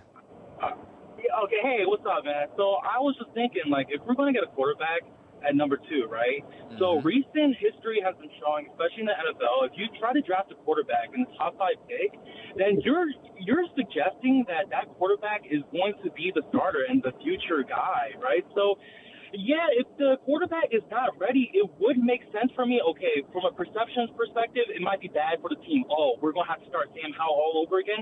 But if it makes sense to me, yeah, start Sam Howell. But also at the same time, it's a good problem to have, because if Sam Howell plays well, then maybe his draft stock gets a little bit higher. We have a good problem to have, and we can, kind of use that for our benefit, in order to get more draft capital in the future or something like that. But also at the same time, if Adam Peters is choosing a quarterback at number 2 and decides, he's not the answer, then it's like, Adam Peters, what are you doing? Well, I don't think there's a difference between – thanks for the call, Josh. Like, there's a difference between he's not the answer and he's not the answer now. Like, if Pat Mahomes had started as a rookie, it wouldn't have looked like what it looked like when he came in year 2. He got to sit behind one of the great technicians, one of the great game managers, one of the great winners of that decade, and Alex Smith. Alex Smith didn't do a lot of spectacular stuff. He did almost no spectacular stuff, but he understood how to win football games. And he taught Pat Mahomes how to win football games. And Pat will be the first one to tell you how valuable Alex was. Jordan Love right now in Green Bay, if he had started as a rookie, he's not a dude who looks like an ascending star in this league. So, yeah, traditionally. But, like, what if Zach Wilson got to sit? He probably still not any good, but, like, we don't know. So you can't just throw out, like, oh, well, C.J. Stroud started. Like, yeah, he did. Tua didn't. Tua sat behind Ryan Fitzpatrick. Probably better for him. So I think there is a lot of precedent for the sit thing. And for whatever reason, in the last decade, if you get taken in the top 5, a lot of quarterbacks haven't had that luxury, and there's been a lot of flops in the top 5. And some of these guys that go a little bit later in the first round sometimes go to a better situation for sure. And maybe there's a reason why a team was unlucky. They wind up picking a little higher. That gets a good quarterback situation. But also they've had the luxury of sitting, and I don't think that's a full separation. Let's quickly go to Jeff. Jeff, thanks for calling. You're going to be our last one because we got to get to Dave Johnson. So quick, here we go on the Hoffman Show. Okay, what's up, brother? How you doing? Good. So what I said to Anthony is that can we give up a spot, get some other drafts? So I like Michael Penix because I think he's got really good footwork. All right, that'll do, Jeff. We're not doing scouting reports. We're not doing your scouting reports. Oh, we tried so hard. I'm sorry to the other people whose calls we didn't take, who wouldn't have tried to give us a scouting report. we're talking about Sam Howell for next year. Tell you what, the good news is, Anthony, we can do this topic again on Monday. The bad news is we're out of time right now. Dave Johnson will join us, next. We tried so hard.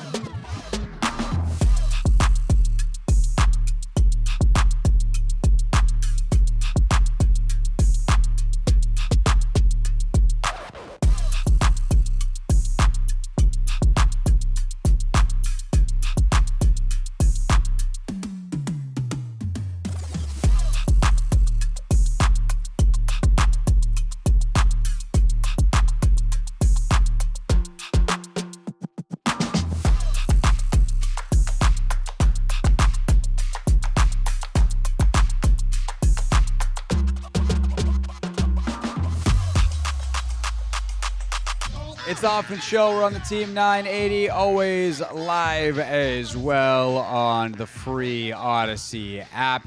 Streaming live on YouTube at the Team 980 as well. Of course, we are your home for Wizards basketball, and we are airing the game tonight here on the Team 980 with the Wizards hoping to avoid not good history. Dave Johnson is on the call, and he is with us now, but needs, of course, a proper introduction. Time to get the radio party started. Blocked by Bilal Coulibaly. Oh, boy, did he stuff him. Left wing pull.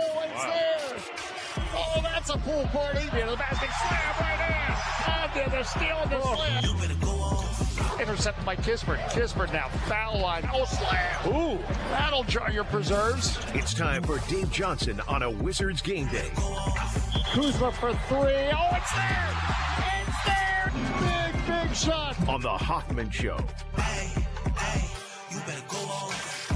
Dave with us from the broadcast booth at Capital One Arena. Dave, how are you doing?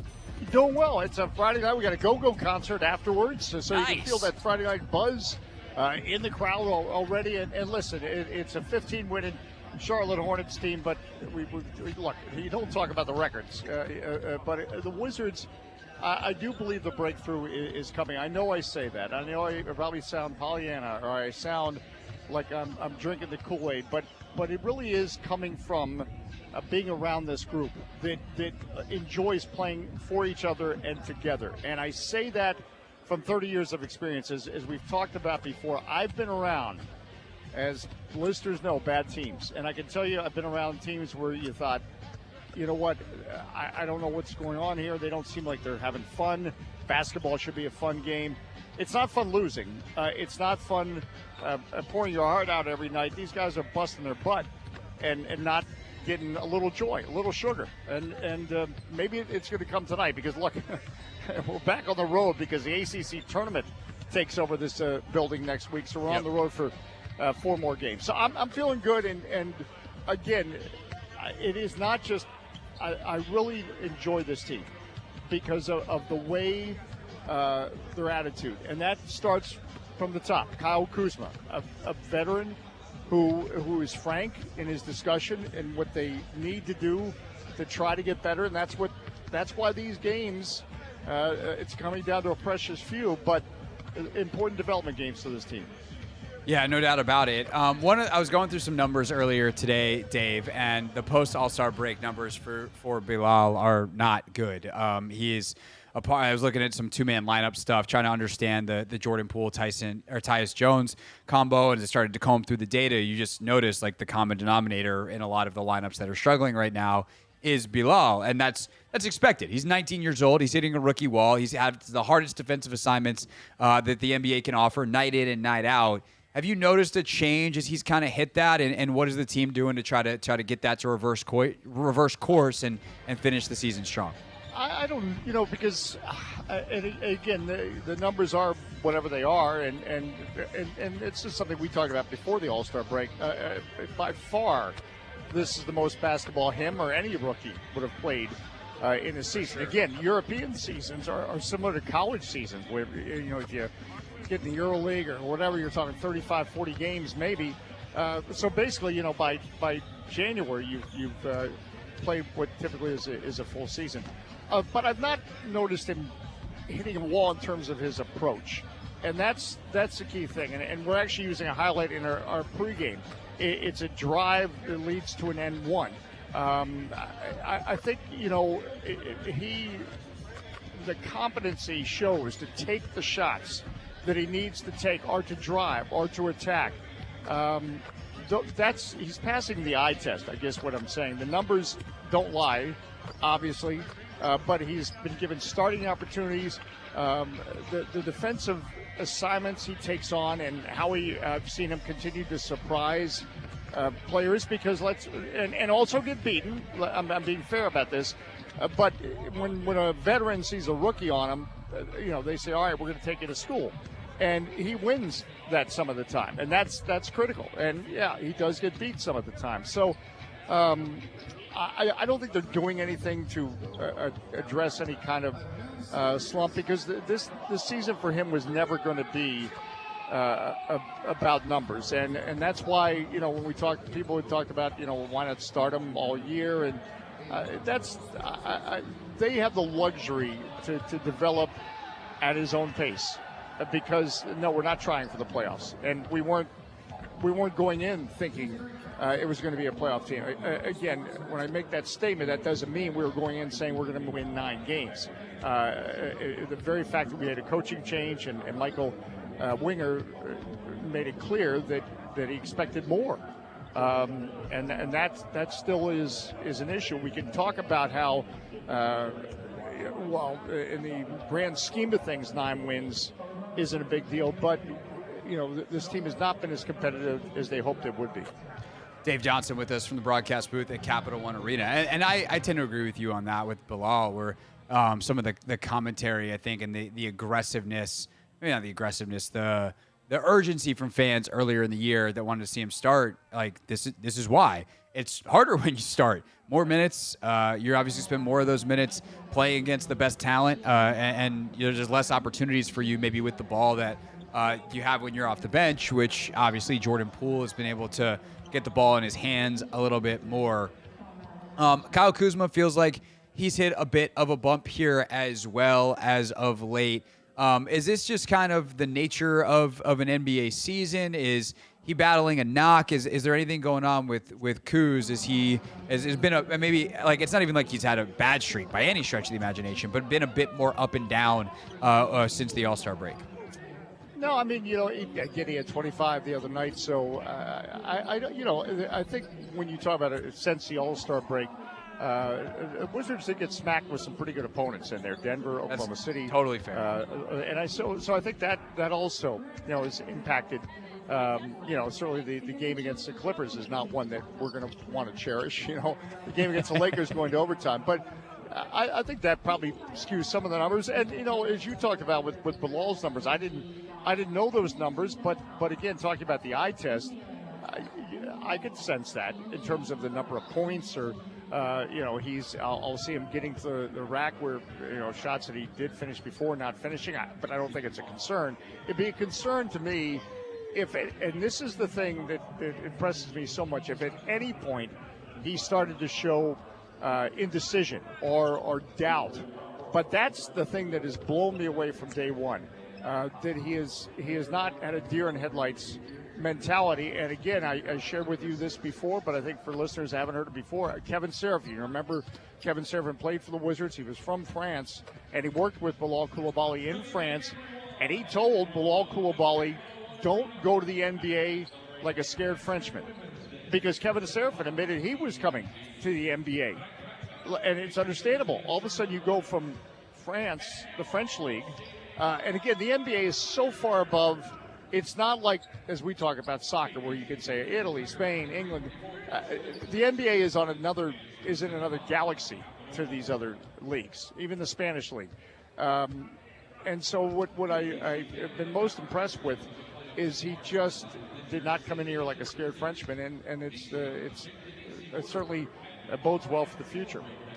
For the record, Dave, I will go to France this summer as a scared American, but that has everything to do with how my Duolingo is going, and my ability to speak French, as opposed to anything physical toughness related. If a Frenchman bumps me in the streets, it's on. There you go. Dave Johnson's with us from the broadcast. The international incident will be created. Thank you. Excellent. Just what we want at the Olympic Games. An event filled with international sportsmanship and stupid Americans. It's me, the stupid American.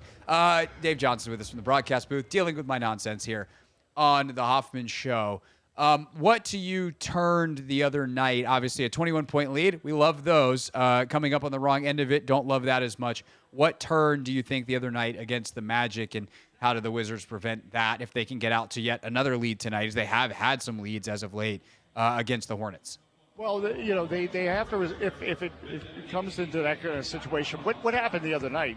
They didn't respond well to the physicality. Orlando, after getting spanked in the first half, got more physical, and the Wizards had an 18-point third quarter. So after putting up 65 in the first half, so that's why we can talk about games slipping way down the stretch, but it's often what you do at another portion of the game is a reason why you ended up losing. It's a cliche. It's a cliche. The full 48, and you've heard it. But really, that's what is the deal for the Wizards right now. They can show that they can play, 3 quarters awfully good basketball, but and I don't mean necessarily the quarters. I just mean the time, 40 minutes. So you just can't to have an 18-point third quarter. Look, the Golden State game, if you remember, it was a 2-point game at halftime. And speaking of 18-point third quarters, the Wizards had an 18-point third quarter, and that played a role in it. Yes, this still needs to be a better defensive team, because when you talk about what happened the other night against Orlando, they made shots.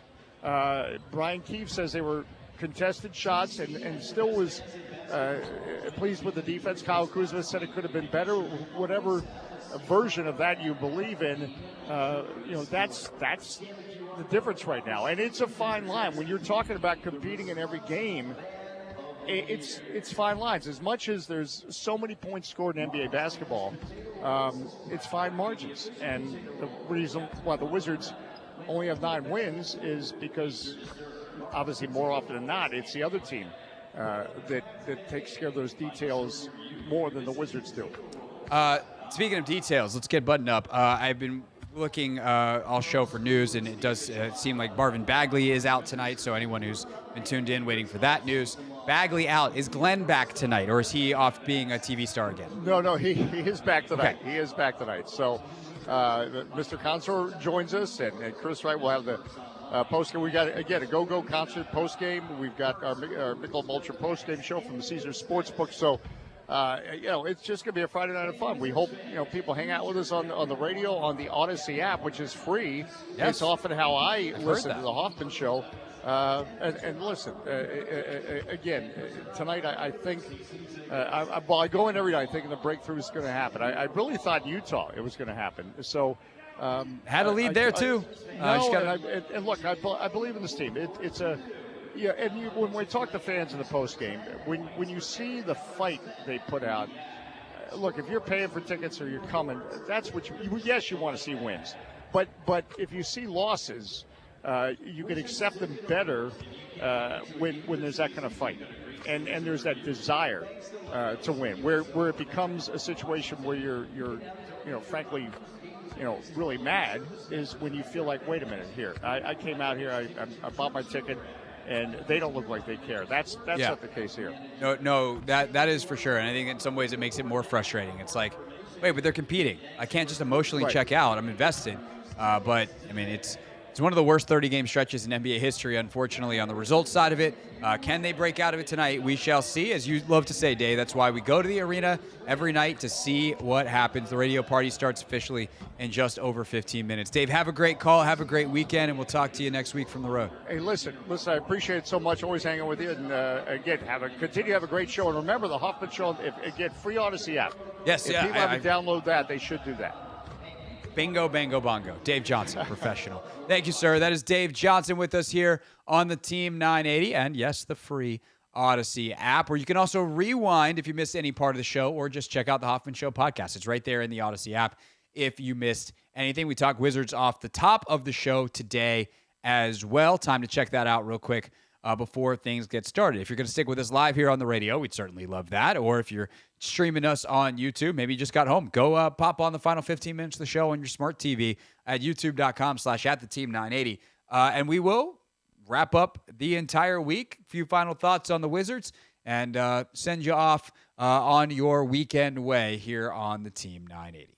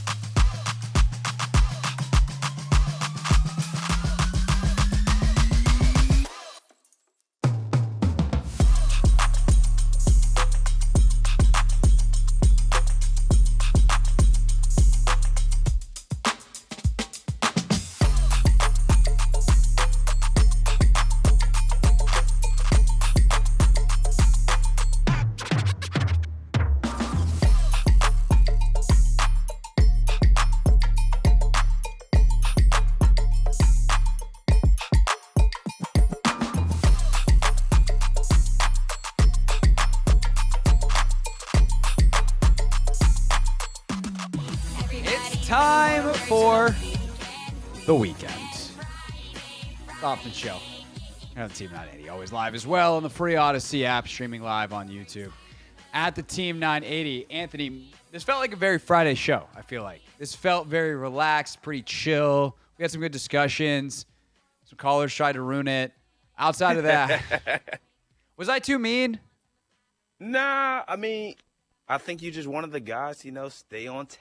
We had a good topic. Like, you even said to me in the break before that segment, you're like, this is such a good topic. Yeah, we had like 5 or 6 people. I didn't get to type everybody up, but we had some people calling in to start that 6 o'clock. And see, that's the thing is, like, if you call the show and your call isn't the thing that we're talking about, you take time away from people that are invested in it. So I just have to, I wind up being the bad guy. I try not to be mean about it, but we had a good topic and we had limited time and people decided to give us scouting reports, and that's not what we're doing. We laid down those ground rules in January on this show. We're not doing caller scouting reports on quarterback. On Vibe Check Tuesdays, we kind of do that. So it's not like we say never. We don't not care about your feelings and your opinions. We're just slotting them into an organized time because this is not a free-for-all show. There are radio shows nationwide, Anthony, that do that. Francesa was the king of this. Mike Francesa stole money from everyone who was paying him for years. Because Francesa, he would go on these like epic rants that would burn down the internet every once in a while and whatever. But like he would literally for hours just be like, sit back in his chair. He had his like little stethoscope headphones in. You know what I'm talking about? Yes. And he would be like, let's go to Joe in the Bronx. Joe would talk for 4 minutes. All right, thanks, Joe. Let's go to Jimmy in Brooklyn.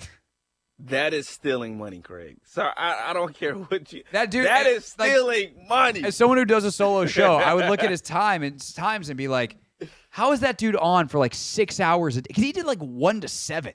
Yeah, like it was nuts. Some of the time slots that he occupied in the various versions of afternoons at FAN over the years, and he would like his ratings were through the roof. Like it was clearly it's New York's that kind of town or whatever. I don't know.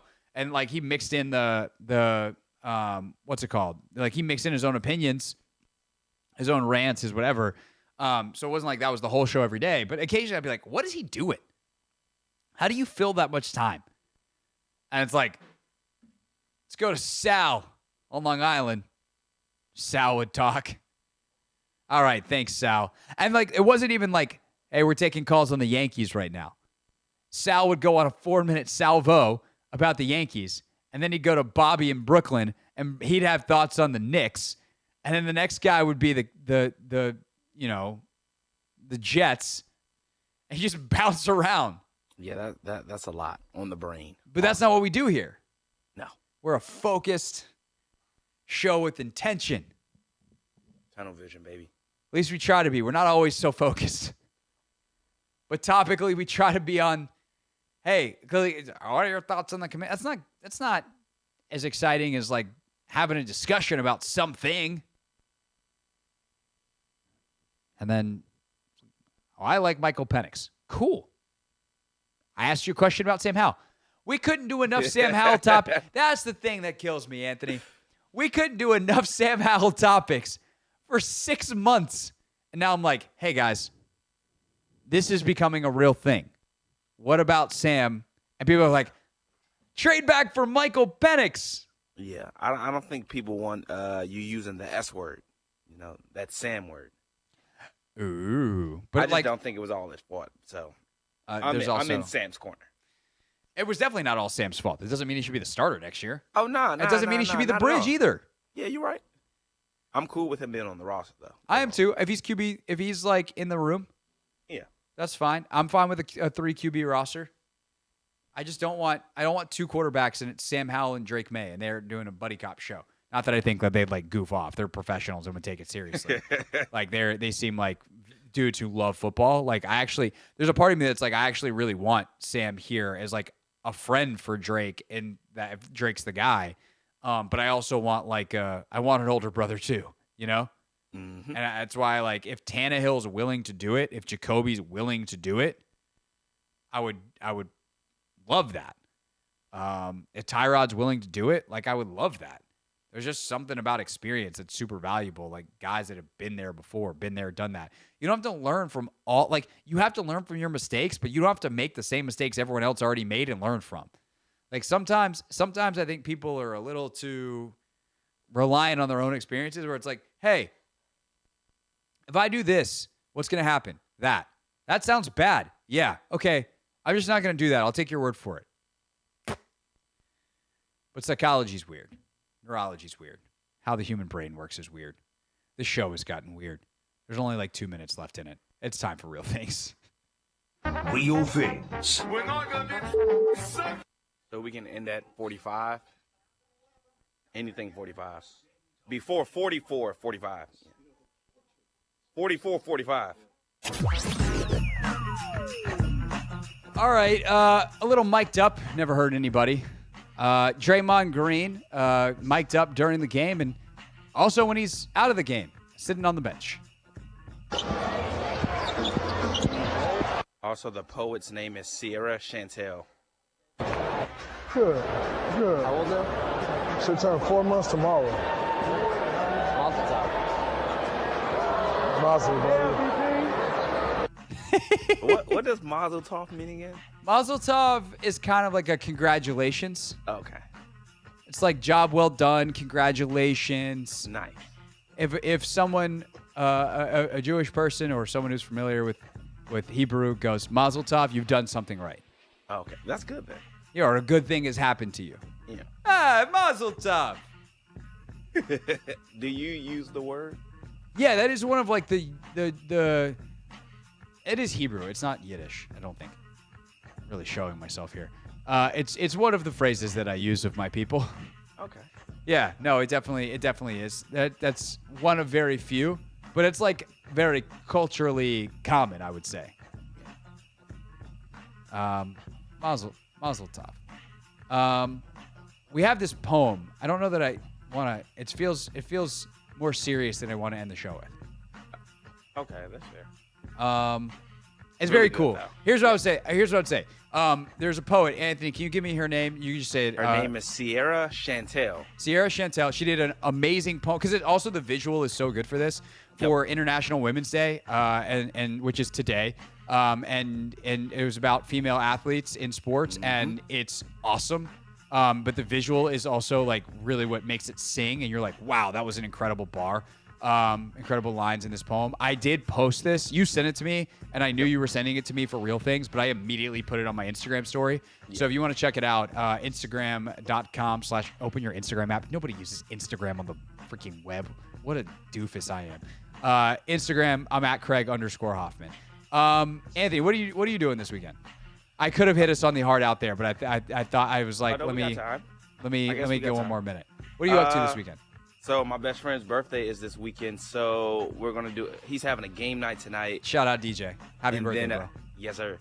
And then tomorrow he's doing something at Public Bar Live, and everybody's coming out. If you want to come wear a jersey, you will see me down there in the flesh.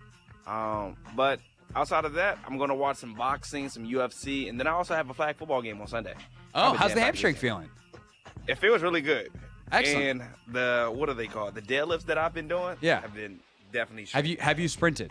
Yes. Okay. And it's holding up. Yes. I love it. Fantastic. I got a whole lot of nothing planned this weekend, which is the first weekend that I can say that in a long ass time. And let me tell you, buddy, that mental reprieve of having nothing on the calendar, let's enjoy it. We'll see you back on Monday, rested up for free agency on the Hoffman Show.